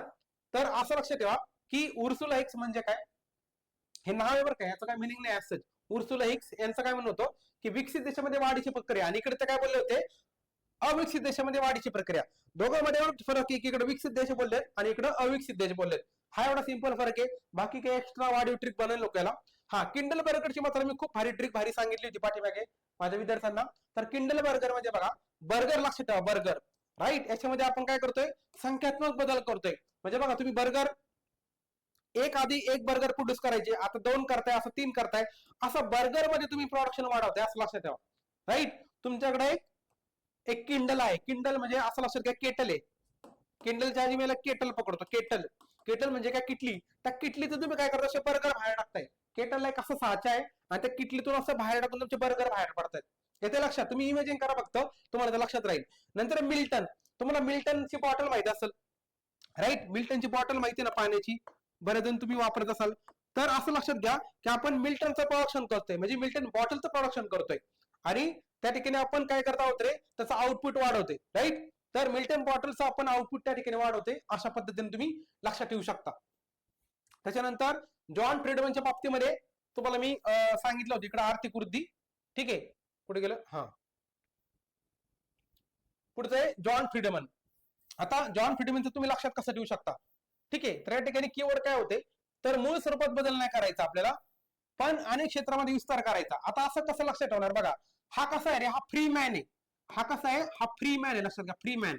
मग तो काय होतो ना, सगळीकडे असा फिरून येतो, म्हणजे काय, असं सगळीकडे विस्तार करून येतो. लक्षात ठेवा, इथे त्या ठिकाणी काय म्हटलंय, मूळ स्वरूपात बदल नाही करायचा, म्हणजे तो माणूस पण तसंच आहे, पण तो फिरून आला सगळीकडे. म्हणजे बघा, मी एकटा सोलो ट्रेकवर निघालो, मी माझ्यामध्ये काय बदल केलाय का नाही, मी काय कुठं मेकअप वगैरे जास्त करून जाणार आहे का नाही, राईट? मी आपलं नॉर्मल निघालो, आपले काय म्हणू शकतो, पाठीवर बॅग घेतली, निघालो. तर मी माझ्या स्वरूपात बदल नाही केला, तर मी अनेक क्षेत्रामध्ये फिरून आलोय, म्हणजे विस्तार करून झालोय. कोण? मी फ्री मॅन आहे, मी फ्री मॅन आहे, म्हणजे फ्री माणूस आहे. मला काय घरदार नाही, काय नाही, मी मस्तपैकी जग फिरायला निघलोय, असं लक्षात ठेवा, राईट? John Fridman. त्याच्यानंतर पुढचं ते म्हणजे हेराल्ड डोमर. आता हेराल्ड डोमरचं कसं लक्षात ठेवू शकता, तर बघा, भांडवल निर्मिती. हेराल्ड डोमर तुम्हाला एक कीवर्ड माहित पाहिजे. आपण हेराल्ड डोमर नावाचं प्रतिमान देखील वापरले, कशामध्ये रे, तर आपण 5 year प्लॅन मध्ये. आणि त्यांचा प्रतिमान मध्ये काय फोकस होता 5 year प्लॅन मध्ये, तर हाच फोकस होता ना की आपल्याला भांडवल निर्मिती देखील त्या ठिकाणी करायच्या आहे, राईट? भांडवल निर्मिती त्या ठिकाणी महत्वाचं होतं, असं हेराल्ड डोमरचं म्हणणं होतं. आपण ज्यावेळेस पंचवार्षिक योजनेचं चॅप्टर पाहणार आहे, त्याच्यामध्ये तुम्हाला मी सांगेल की हेराल्ड डोमरचे कसे अप्रोच होता. ते जर तुम्ही या ठिकाणी लिंक केलं तर तुम्हाला कळून जाईल की हेराल्ड डोमर म्हणजे भांडवल निर्मिती, ठीक आहे? हेराल्ड डोमर झालं. त्याच्यानंतर पुढचं बघा, ते म्हणजे तुमचं मेडिसिनचं काय म्हणणं होतं की विकसित देशामध्ये उत्पन्नाची होणारी वाढ. कशामध्ये? विकसित देशामध्ये उत्पन्नाची होणारी वाढ. असं तुम्ही असायला कसं लक्षात ठेवणार मेडिसिन? तर असं समजा की हा जो माणूस आहे ना, हा खूप मॅड आहे. मॅड म्हणजे काय रे? वेडा. आणि हा काय करतोय? नुसतं स्वतःच उत्पन्न वाढवतोय. या लोकांचं काय पडलेलंच नाही, हा नुसतं स्वतःच उत्पन्न वाढवतोय. हा खूप मॅड झालाय. अशा पद्धतीने तुम्हाला ते लक्षात ठेवता येईल. ठीक आहे. तर हे होतं मित्रांनो तुमचं काय आर्थिक वृद्धीचे काही ट्रिक्स. आणि शुभपीठच्या बाबतीमध्ये कसं करू शकता तुम्ही? इकडे आपण काय केलंय? लोकसंख्या बचत दर ते पकडलं होतं, आठवतंय का? आणि इकडे काय करायचंय? तुमच्या कॉन्स्टंट सिटीमध्ये होणारा बदल, तुमची स्थैतिक अवस्था जी आहे ना, कॉन्स्टंट सिटीमध्ये तुमचा उत्स्फूर्त बदल होतोय, स्पॉन्टेनियसली बदल होतोय. आता कसं लक्षात ठेवायचं स्पॉन्टेनियसली? तर शूटर बघा, शूटर काय करतो? शूटर एकदम असं धडधड गोळ्या मारतो ना, येस राईट, हा स्पॉन्टेनियसली गोळ्या मारतो. त्याच्याकडे एकदम अशी AK-47 आहे, स्पॉन्टेनियसली तो गोळ्या मारतो, AK-47. असं काहीतरी करता येईल तुम्हाला. ठीक आहे. त्याच्यानंतर पुढचं उर्सुला एक्स, तुम्हाला मी याची ट्रिक्स दोन इकडे सांगितली होती मी. नंतर किंडल बर्गर इकडे सांगितली की आपण 1 2 3 केटल घेऊन बर्गर वाढवतोय. पण इकडे तर काय बोलतायत तुम्ही? केटल मध्ये चेंजेस केले. आधी तुम्ही नॉर्मल घरगुती केटल वापरत होते, आता तुम्ही टेक्नॉलॉजी वापरून एआय वाली केटल वापरता, म्हणजे तांत्रिक बदल केले आणि संस्था देखील बदलले. राईट, असं तुम्ही करू शकता. नंतर मिल्टनचं सांगितलं तिकडं आउटपुट मध्ये झालेला बदल. आता मिल्टन काय म्हणतोय की नुसतं आउटपुट कामाचं नाही, आपल्याला इन्कमचं डिस्ट्रीब्युशन पण वाढवायचे. राईट, त्याच्यामुळे तो काय करतोय? डिस्ट्रीब्युट करतोय. कसं लक्षात ठेवायचं? तर मिल्टन म्हणजे काय? मेल्ट झालं बघा. ते ज्या गोष्टीत मेल्ट झाल्या म्हणजे काय झालं? अशा डिस्ट्रीब्युट झाल्या, पसरल्या का नाही, असं स्प्रेड झाल्या. मिल्टन काय म्हणतो? इन्कमला डिस्ट्रीब्युट करा. म्हणजे मेल्ट झाल्यानंतर काय होतं? ते डिस्ट्रीब्युट होतं ना, बरोबर? एखादी गोष्ट मेल्ट झाली की अशी ती पसरते. राईट, म्हणजे डिस्ट्रीब्युट झाली, असं तुम्हाला ते करता येईल. आणि मग पुढे अजून काय? लेविसचं काय म्हणणं होतं? तुम्हाला सांगितलं की विकास अर्थशास्त्राचा जनक आहे, त्याच्यावर तुम्ही फोकस करा की जे काही इन्कम ते लोकांना त्या ठिकाणी डिस्ट्रीब्युट झालेलं पाहिजे. राष्ट्रीय उत्पन्नामध्ये वाढ जी झालेली आहे ती तुमची दर उत्पन्नामध्ये कन्वर्ट झालेली पाहिजे. सायमन कुझनेटच्या बाबतीमध्ये त्यांनी काय बोललं होतं? हे काय बोलतायत की नुसतं तुम्हाला हे करून उपयोग नाही, तर तुम्हाला त्या ठिकाणची क्षमता देखील वाढवावी लागणार आहे. सायमन कुझनेट्स, असं लक्षात ठेवा की ही जे सायमन कुझनेट नावाचे व्यक्ती, हे तुम्हाला काय करते? त्यांचं म्हणणं असं होतं की तुम्ही जर मॉडर्न टेक्नॉलॉजी वापरली नाही तर तुमची कॅपॅसिटी वाढणार नाही, असं यांचं म्हणणं आहे. कोणाचं म्हणणं आहे? सायमन कुझनेटचं म्हणणं आहे. असं लक्षात ठेवा की तुम्हाला ते थोडं कुचकं बोलतात. तुम्ही ऐकलं असेल बघा, हे लोक खूप कुचकं बोलतात. कुचकं म्हणजे थोडंसं टॉट मारल्यासारखं. तर असं बोलतात की तुम्ही टेक्नॉलॉजी वाढवली की तुमचं काय खरं नाही. त्या पद्धतीने तुम्हाला काहीतरी लक्षात ठेवता येईल. आणि सगळ्यात शेवटी अमर्त्य सेन तुम्हाला मी प्रॉपर त्यांचा अप्रोच समजावून सांगितलाय. म्हणजे बघा, तुम्हाला मी हे सगळ्या कन्सेप्ट एक्सप्लेन पण केल्यात, त्याच्यानंतर त्यांचं ट्रिक पण सांगितल्यात. आता याच्या बाहेर शक्यतो प्रश्न जर आला तर मग तो बाकी कोणाला येणार नाही. आता पुढचं बघा, आर्थिक वृद्धी आणि आर्थिक विकासाच्या मधील फरक. म्हणजे आतापर्यंत आपण काय केलं तर ओव्हरऑल थिंकरचं ओपिनियन पाहिलं.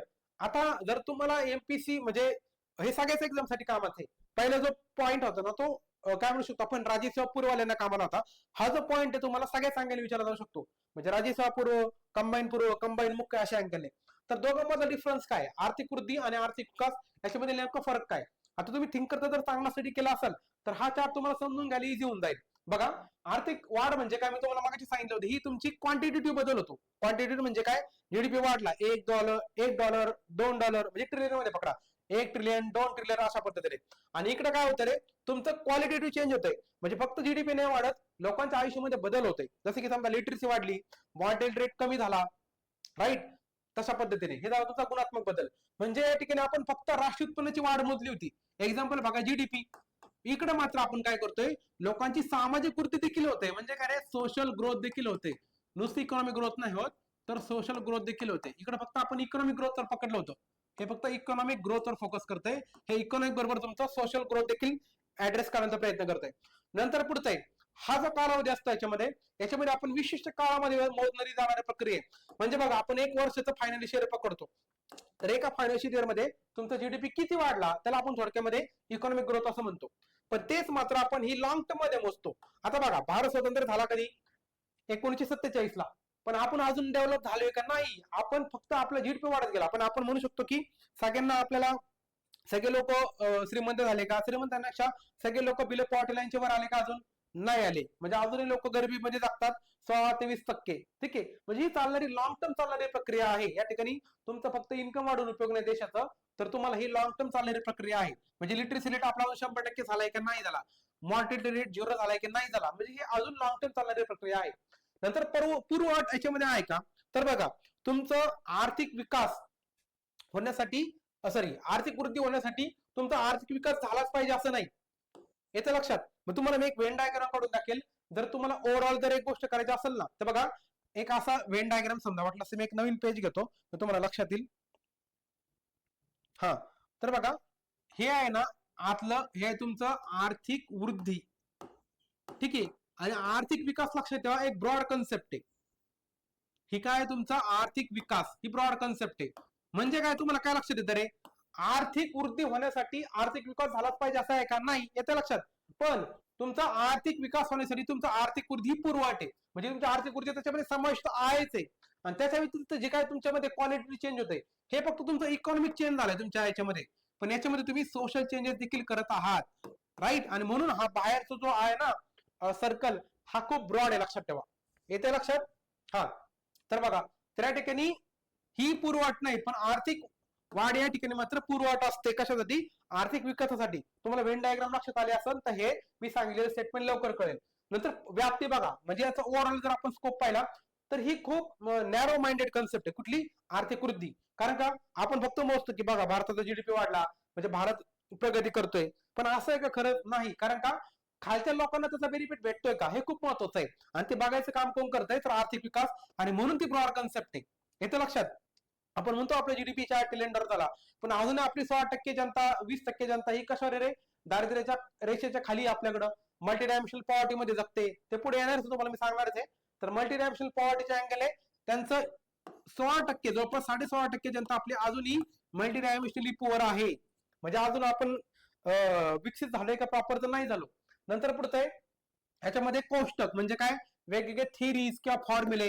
तर बघा इकॉनॉमिक ग्रोथ ज्या आहेत ना, आपण वेगवेगळ्या थिअरीज वापरून चांगले एक्सप्लेन करू शकतो. म्हणजे जी प्रकारची थिअरी झाली, जीडीपी, जीएनपी, अजून जे काय असेल ते, अशा वेगवेगळ्या थिअरी असतात, याद्वारे आपण चांगलं ते एक्सप्लेन करू शकतो. कारण ते आकडे ते शेवटी हे काय थोडक्यामध्ये फॅक्ट्स आहेत, त्यामुळे ते तुम्हाला एक्सप्लेन करायला इझी होऊन जातात. हे मात्र लक्षात घ्या, इकॉनॉमिक तुमची डेव्हलपमेंट जी आहे लक्षात घ्या, ही थोडीशी तुमच्या फॉर्म्युलांच्या बाहेर आहे. म्हणजे आपण म्हणतो की एखाद्या देशामध्ये लोकांची विचारसरणी बदलली, याला तुम्ही कुठला फॉर्म्युला लावणार आहे? इकडे मात्र आपल्याला जीडीपीचा कळते की जीडीपीचा काहीतरी फॉर्म्युला आहे, जीएनपीचा काहीतरी फॉर्म्युला आहे, राईट. त्याला थिअरी मध्ये आणू शकतो, पण तुम्ही डेव्हलपमेंटला कसं त्या ठिकाणी मोजायचा प्रयत्न करणार, राईट. एखादा किती विकसित झाला याला असं प्रॉपर फॉर्म्युल्यामध्ये बांधणं थोडंसं कठीण आहे मित्रांनो, राईट. नंतर पुढचं ते म्हणजे तुमची प्रक्रिया. ही प्रक्रिया जी आहेत ना, ही शॉर्ट टर्म प्रक्रिया आहे. बघा ना, आपण एका वर्षामध्ये मोजतो की जीडीपी किती वाढला, $1.2 ट्रिलियन झाला, राईट. ही तुमची कशी आहे? अल्प मुदतीची प्रक्रिया आहे, पण ही कशी लॉंग टर्म आहे? ही सस्टेनेबल प्रोसेस आहे, तुमची लॉंग टर्म चालणारी प्रक्रिया आहे. म्हणजे आपण 1947 ला स्वातंत्र्य झालो तेव्हापासून आपण डेव्हलपिंग कंट्रीच आहोत, लक्षात ठेवा. अजून आपण प्रॉपर डेव्हलप झालेलं नाही, आपला अजून विकास चालूच आहे, लक्षात ठेवा. नंतर अर्थव्यवस्था, ही शक्यतो लक्षात ठेवा इकॉनॉमिक ग्रोथच्या बाबतीमध्ये सांगायचं झालं तर विकसित अर्थव्यवस्थाच्या बाबतीमध्ये ही कन्सेप्ट अप्लाय केली जाते. आणि इकॉनॉमिक डेव्हलपमेंट ही जी कन्सेप्ट आहे ती डेव्हलपिंग कंट्रीला किंवा अंडर डेव्हलप कंट्रीच्या ठिकाणी लागू केली जाते. आणि हे मेजर करण्यासाठी वेगवेगळे कुठले इंडिकेटर्स आहेत, तर GDP, GNP, per capital income, यासारख्या गोष्टीद्वारे आपण इकॉनॉमिक ग्रोथ मोजू शकतो. आणि ते जर आपल्याला इकॉनॉमिक डेव्हलपमेंट मोजायचं असेल तर लोकांची साक्षरता किती वाढली, लाईफ एक्सपेक्टन्सी म्हणजे अपेक्षित आयुर्मान किती वाढले, नंतर मॅटर्नल मॉर्टॅलिटी रेट किती कमी झालाय, चाइल्ड मॉर्टॅलिटी रेट किती कमी झालाय, यासारख्या गोष्टी. आता मी एक गोष्ट काय एक्स्ट्रा सांगतो बरं का, तुम्ही लिहून घ्या तुम्हाला जर वाटत असेल तर. ते एक जस्ट सॅम्पल दिले, बाकी पण तुम्हाला या ठिकाणी मी सांगितले बरेचसे पॉईंट, जसे की लिटरसी, मॅटर्नल मॉर्टॅलिटी रेट. आता मॉर्टॅलिटी मध्ये सगळे झाले, मग maternal mortality rate, child mortality rate, right, infant mortality rate, अशा वेगवेगळे रेट त्या ठिकाणी आहेत. म्हणजे हे झाले सगळे सोशल इंडिकेटर. याच्यामध्ये जर बदल होत असेल तर आपण त्याला इकॉनॉमिक डेव्हलपमेंट असं म्हणतो. येतं लक्षात. तरी होतं तुमचं आर्थिक वृद्धी आणि आर्थिक विकासामधील ओव्हरऑल फरक, ठीक आहे. आता याच्यानंतर बघा वेगवेगळे, आता याच्यामध्ये आपल्याला थिंकर स्टडी करायची. आता याच्या इकॉनॉमिक ग्रोथ आणि डेव्हलपमेंटचा हा जो चॅप्टर आहे मित्रांनो, याच्यामधील पहिला पार्ट कदाचित काही ना बोर देखील होऊ शकतं, कारण का याच्यामध्ये बरेचशा काही कन्सेप्ट आहेत आणि तुम्ही याच्या आधी कधी अभ्यास केलेला नसेल. हे जे वेगवेगळे थिंकर्स आहेत याच्यावर सुद्धा आयोगाचा प्रश्न विचारण्याचा आवाका वाढलेला आहे. आता फ्युचर मध्ये कदाचित प्रश्न वाढले जातील. म्हणजे प्रत्येक एक्झाम मध्ये कुठला ना कुठला थिंकर आयोग त्या ठिकाणी विचारत आहे. मग त्या अँगलने मी या ठिकाणी काय केलंय, तर वायसीएम, इग्नू असे वेगवेगळे जे युनिव्हर्सिटीचे पुस्तक असतील, राईट, ऑथेंटिक सोर्सेस मधून त्याच्यावर आयोग प्रश्न विचारतो, त्या ठिकाणी ते थिंकर्स त्या ठिकाणी कंपाईल करून आणलेले आहेत. मग आपल्याला त्यांचं म्हणणं देखील अभ्यास करणं गरजेचं काय, त्याच्यावर प्रश्न डायरेक्ट आलेले आहेत. जसे की रॉबर्ट मॅकमॉरन प्रश्न त्या ठिकाणी राजेश्वर त्यांनी विचारला होता. आता बघा, विकासाच्या मर्यादा आणि वास्तव म्हणजे विकासाच्या इतर संकल्पना आपल्याला पाहिजेत. आता डेनिस मिडॉस आणि फॉरेस्टर यांचं काय म्हणणं आहे, डेनिस मिडॉस आणि फॉरेस्टर यांचं नेमकं काय म्हणणं आहे, तर सध्याची जी विकासाची लालसा आहे, लालसा म्हणजे काय रे, हावे हावे ना, लोकांना विकास करायचा आहे, बरोबर का. तर याच्यामुळे काय होतंय, तुमचं पारिस्थितिक प्रलय होऊ शकतो, इकोसिस्टीम क्रायसिस क्रिएट होऊ शकतो तुमचा. इकोसिस्टीम तुम्ही पर्यावरण शब्द ऐकला असेल बघा, परिस्थिती म्हणजे काय, इकोसिस्टीम. प्रलय म्हणजे काय, क्रायसिस, खूप मोठा क्रायसिस येऊ शकतो, राईट. त्या ठिकाणी अशा प्रकारचा मोठा प्रलय घडू शकतो. म्हणजे बघा, या ठिकाणी तुम्ही हिमालयामध्ये पाहिलं असेल, त्या ठिकाणी खूप सारे पर्यटकांचं प्रमाण वाढतंय, खूप सारे इन्फ्रास्ट्रक्चर त्यांनी त्या ठिकाणी तयार केलेलं आहे, पण ते तयार करताना त्यांनी हिमालयाचा विचार नाही केला. आणि तुम्ही पाहिलं असेल की मग एखादा मोठा पाऊस झाला की पूर्णच्या पूर्ण गाव वाहून गेले, पूर्ण तो ऍव्हलॅन्च म्हणतो आपण, ते डेब्रिस ऍव्हलॅन्च त्या ठिकाणी वाहत आलाय. अशा पद्धतीने तुम्हाला प्रलय झाला की मग प्रॉब्लेम होतो. म्हणून त्यांनी त्याला limits to economic growth model म्हटले. कुणी, तर डेनिस मिडॉस आणि फॉरेस्टर यांनी, राईट. असं यांचं म्हणणं आहे. कोणाचं, डेनिस मिडॉस आणि फॉरेस्टर यांचं विकासाच्या मर्यादा मॉडेल. नंतर पुढचं ते म्हणजे प्रोफेसर डडले सियर्स.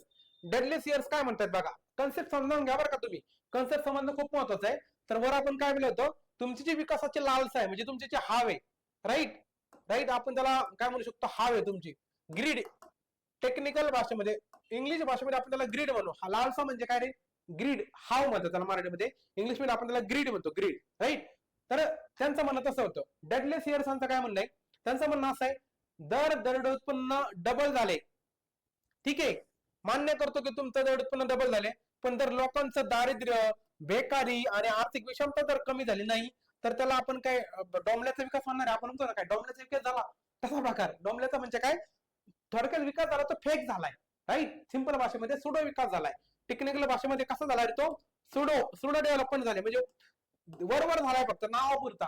म्हणजे तुम्ही म्हणताय की पर कॅपिटल इन्कम वाढलंय, पण विचार करा, समजा आता भारताचा पर कॅपिटल इन्कम समजा $1000 होतं, आता समजा ते $2500 आसपास आहे, ठीक आहे.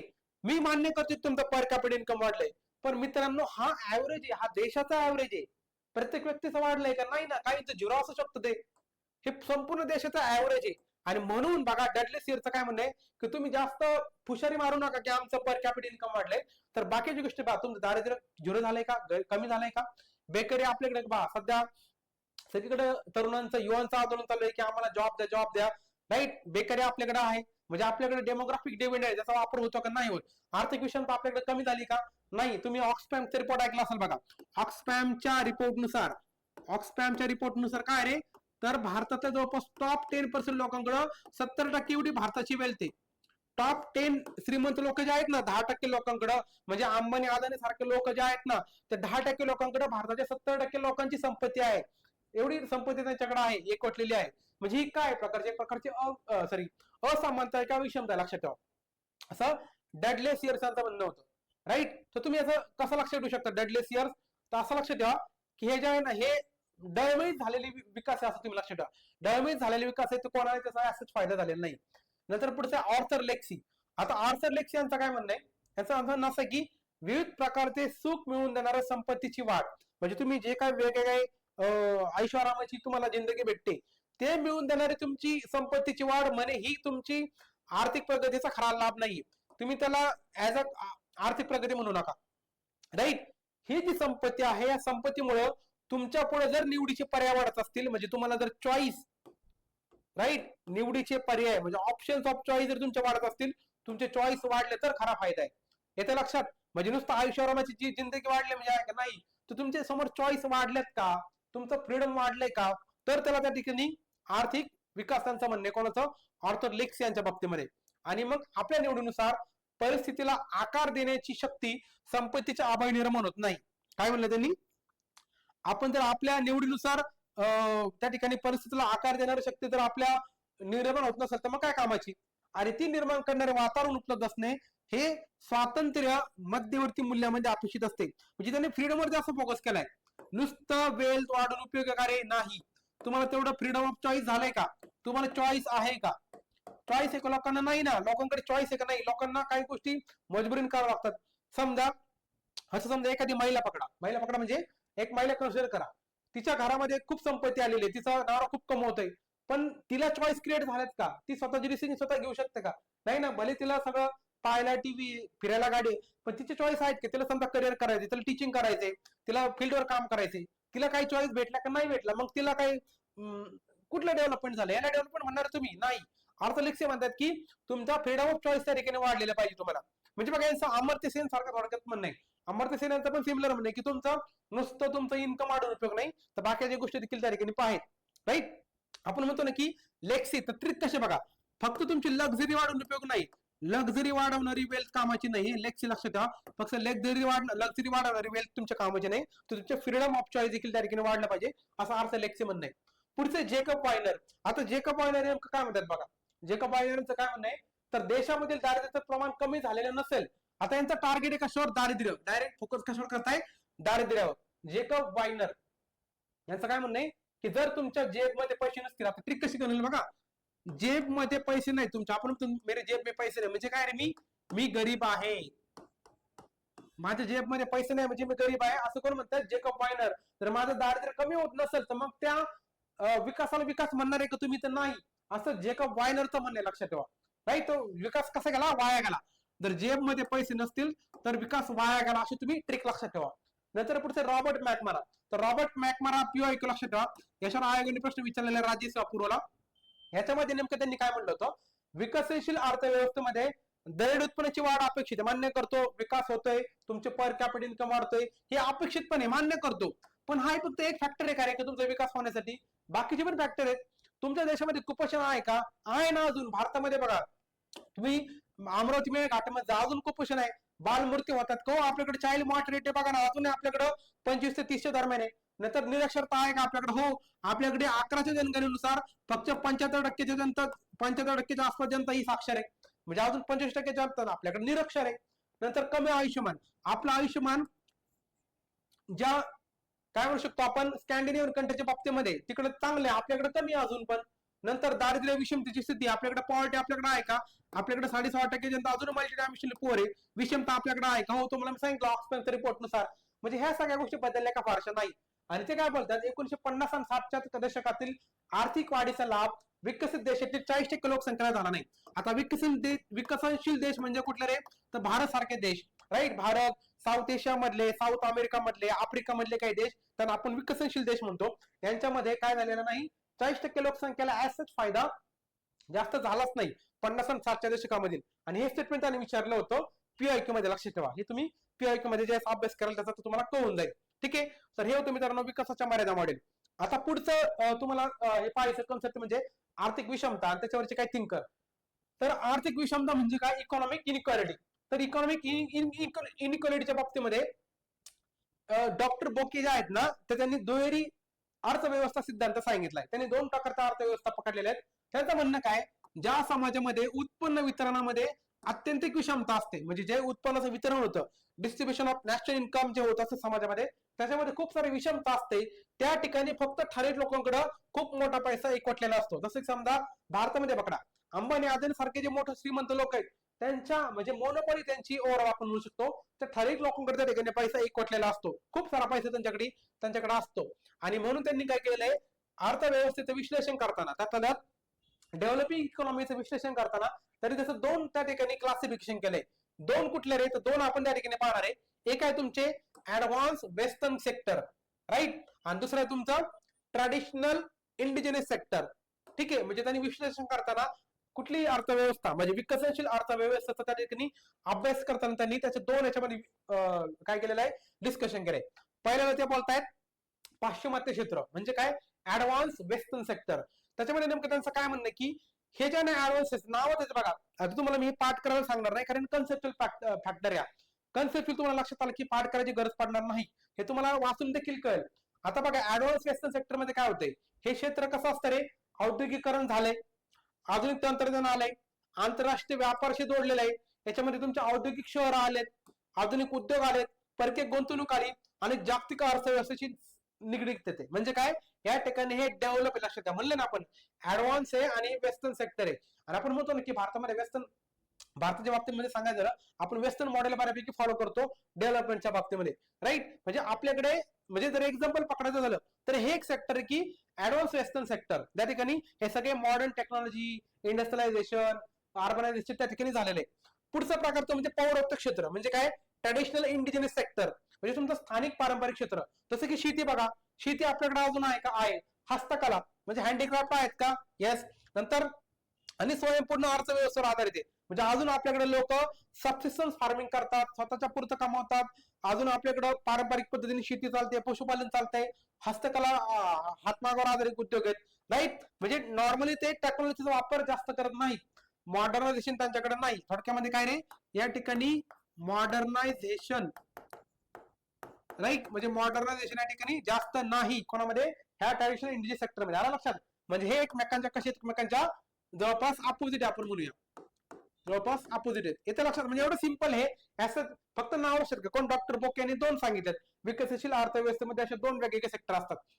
आणि त्यांनी अजून काय गोष्टी सांगितल्या, त्यांनी काय म्हटलंय बघा, अंडर डेव्हलप कंट्रीज असतात. आता अंडर डेव्हलप कंट्रीज म्हणजे काय? ज्या ठिकाणी एखादी कंट्री जर इकॉनॉमिकली दुसऱ्यावर डिपेंड असेल, त्याला आपण टेक्निकल भाषेमध्ये आर्थिक दृष्ट्या पराधीन म्हणतो. पराधीन म्हणजे काय? दुसऱ्यावर डिपेंडेंट असलेली, right. It is dependent on other countries, right. कारण काय? त्यांना स्वतःचं उत्पादन आणि संसाधनाचा मोठा भाग हा परकीय बाजारपेठेसाठी वापरला जातो. म्हणजे हे काय करतात, समजा एखादं रॉ मटेरियल काढलं तर हे जे वस्तू ऍज अ रॉ मटेरियल कोणाला विकतात? तर डेव्हलप कंट्रीला विकतात, राईट. त्यांना कारण त्यांच्याकडे स्वतःचं प्रोडक्शन करण्याचं जास्त कॅपॅसिटीच नाहीये, त्यांच्याकडे टेक्नॉलॉजी नाहीये. म्हणजे टेक्नॉलॉजी नाही, त्यांच्याकडे कॅपॅसिटी नाही, त्यांच्याकडे फंडिंग नाही, राईट. या सगळ्या गोष्टी नाही त्यांच्याकडे. त्यामुळे ते काय करतात? स्वतःचा माल दुसरीकडे देतात, म्हणून ते दुसऱ्यावर डिपेंड आहेत. म्हणून त्यांना अंडर डेव्हलप कंट्री असं डॉक्टर बोके यांनी म्हटलंय, मी नाही, बरं का. पुढचं आहे परकीय आंतरक्षेत्रीय अर्थव्यवस्था, म्हणजे फॉरेन एन्क्लेव्ह इकॉनॉमी.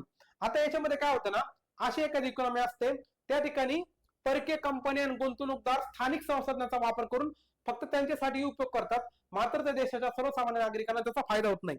म्हणजे बघा, तुम्ही ऐकलं असेल, मी तुम्हाला एक्झाम्पल देतो भारताच्या बाबतीमध्ये. त्याच्या बाबतीमध्ये एक्झाम्पल आहे सेज. सेज म्हणजे कसं असतं रे? सेज म्हणजे या ठिकाणी फॉरेन कंपनी येतात, आपण त्यांना फॉरेन एन्क्लेव्ह म्हणून ट्रीट करतो. आपण जे सेज आपण इंडस्ट्रीचा चॅप्टर पाहणार आहे, त्याच्यामध्ये तुम्हाला मी समजावून सांगेल. त्या ठिकाणी काय होतं ना, फॉरेन कंपनी त्या ठिकाणी येतात, त्या ठिकाणी सरकार त्यांना वेगवेगळ्या प्रकारच्या सवलती देतं, पण ह्या कंपन्या आपल्याला माहिती की स्वतःसाठी प्रोड्यूस करतात, स्वतःचा फायदा पाहतात, मग त्या ठिकाणी स्थानिक लोकांना असं जास्त फायदा होत नाही, राईट. म्हणजे तुम्ही स्थानिक संस्थांचा वापर करताय, त्याचं इन्फ्रास्ट्रक्चर वापरताय, पाणी वापरताय, हवा वापरताय, पण जाताना लोकांना काय देऊन जाताय? असं त्यांनी केलंय की जाऊन त्याला लोकांना आमच्यातर्फे तुम्हाला आम्ही समजा 100 बिस्किट पुढे तयार केलेत, त्यापैकी 10% आम्ही स्थानिकांना वाटप करतो, असं होतं का? नाही होत ना शक्यतो. ते स्वतःचा प्रॉफिट पाहतात, आणि म्हणून त्यांनी काय केलंय, म्हणजे डॉक्टर बोकेन यांना फॉरेन एन्क्लेव्ह इकॉनॉमी असं म्हटलंय. एक्झाम्पल घ्या सेज, सेज मधला. त्याचा त्यांनी सेजचं एक्झाम्पल दिलं नाही बरं का, मी तुम्हाला समजण्यासाठी सांगतोय. ह्या खूप टेक्निकल भाषेमध्ये सांगितलंय, तुम्हाला सिंपल भाषेमध्ये सांगतोय. येतं लक्षात? झालं. पुढचं आर्थिक क्षमता आणि सर्वसमावेशक विकास. आता इन्क्लुझिव्ह डेव्हलपमेंट बाबतीत काही थिंकर अजून काय काय म्हणणे बघा. आता खूप सारे थिंकर्स आहेत, तुम्हाला फक्त त्यातले कीवर्ड, त्यातले कन्सेप्ट लक्षात ठेवायचे. आता सिंगर नाव असा एक थिंकर आहे. सिंगर काय म्हणते बघा, सदन किंवा संपूर्ण वर्गाला, सदन म्हणजे काय रे?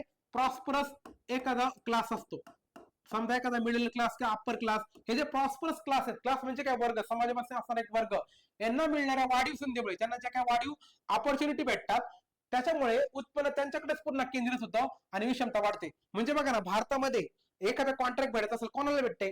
मोठ्या मोठ्या कंपन्या, अंबानी यांनाच भेटते ना.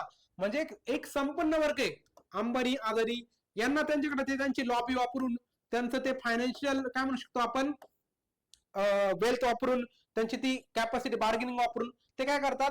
त्यांनाच पुन्हा पुन्हा कॉन्ट्रॅक्ट भेटतात, त्यांनाच पुन्हा पुन्हा गव्हर्नमेंटच्या सवलती भेटतात, आणि मग ठराविक संपन्न वर्गांनाच ते. आता मी त्याचं एक्झाम्पल देतो बरं का, आपण काय यांच्याबद्दल काय राग नाही आपल्याला, तुम्ही म्हणाल की सर तुम्ही यांच्या विरोधात का, असं नाही. म्हणजे तुम्हाला समजण्यासाठी एक्झाम्पल देतोय, राईट.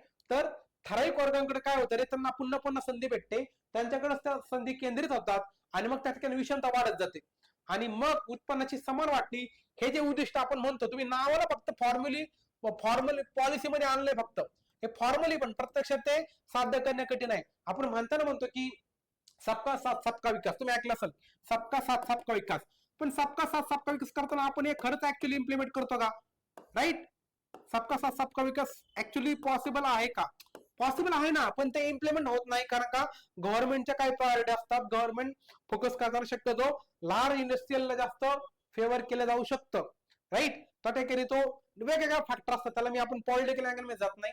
तर मी तुम्हाला सांगतो की ऍक्च्युअली त्या ठिकाणी काय होतं, सरकार पॉलिसीमध्ये सांगतं की आम्हाला सगळ्यांचा विकास करायचा आहे, पण ठराविक इंडस्ट्रीला त्या ठिकाणी कॉन्ट्रॅक्ट भेटलं म्हणजे भेटू शकतं, असं तर बाहेर त्या ठिकाणी होऊ शकतो. नंतर पुढे अर्थलेक्से पुन्हा आले बघा. ते काय म्हणतात, अर्थव्यवस्थांमधील विदेशी अंतर्क्षेत्र हे सिस्टम त्याला कारणीभूत ठरतं. विदेशी अंतर्क्षेत्र म्हणजे कुठलं रे, आता आपण डिस्कस केलं मागच्या पीपीटी मध्ये, काय फॉरेन एन्क्लेव्ह. म्हणजे फॉरेन एन्क्लेव्ह जे असतात बाहेरून आलेल्या कंपन्या, राईट, आपण त्याला फॉरेन एन्क्लेव्ह म्हणते. सेज एक्झाम्पल तुम्हाला मी सांगितलं होतं. याच्यामुळे विषमता अजून वाढते, असं अर्थलेक्से यांचं म्हणणं आहे. ठीक आहे. नंतर पुढचं बीएस मिन्नास हे प्लॅनिंग कमिशनचे सदस्य देखील होतं. त्यांनी एक पुस्तक देखील लिहिलं, कुठलं रे, प्लॅनिंग अँड पुअर नावाचं. आणि याच्यावर प्रश्न देखील विचारला, प्लॅनिंग अँड पुअर हे पुस्तक कोणाचं आहे, याच्यावर पीओ आलेलं आहे. आता त्यांचं नेमकं म्हणणं काय, तर त्यांचं म्हणणं असं होतं मित्रांनो, गतिमान आर्थिक विकास साध्य करताना रोजगारात वाढ करणे, उत्पन्नात वाढ करणे, नंतर विषमता कमी करणे, राईट, ह्या सगळ्या गोष्टी करत असताना आर्थिक विकेंद्रीकरणाला पायबंद घालून मुक्त आणि समताप्रधान मूल्य आणि वृत्तीची निर्मिती करणे म्हणजे तुमचा आर्थिक काय रे विकास होय, असं त्यांचं म्हणणं आहे. म्हणजे इन्क्लुझिव्ह डेव्हलपमेंटच्या बाबतीमध्ये कोणाकोणाचं काय म्हणणं आपण त्या ठिकाणी पाहतोय. बीएस मिने यांचं काय म्हणणं आहे, तुम्ही आर्थिक विकास करताना काय काय पाहिजे, रोजगारामध्ये वाढ झाली का, लोकांच्या उत्पन्नामध्ये वाढ झालेली का, विषमता कमी झालेली आहे का, राईट, आणि आर्थिक केंद्रीकरण तुम्ही कमी केलंय का, म्हणजे इकॉनॉमिक सेंट्रलायझेशन झालंय तर आपल्याला काढून टाकायचंय, असं यांचं म्हणणं आहे. कोणाचं रे, तर बीएस मिन्नास यांचं. नंतर अजून पुढचे डेफिनेशन आपण पाहूया. ओईसीडी यांचं काय म्हणणं आहे इन्क्लुझिव्ह डेव्हलपमेंटच्या बाबतीमध्ये. ओईसीडी काय म्हणतात, ओईसीडी म्हणजे काय, तर एक ऑर्गनायझेशन आहे, इकॉनॉमिकली जे काही ऍडव्हान्स कंट्री आहेत ना, राईट, तर त्यांचं एक ग्रुप आहे, लक्षात घ्या, ओईसीडी. त्याच्यामध्ये काही युरोपियन कंट्री आहेत, राईट.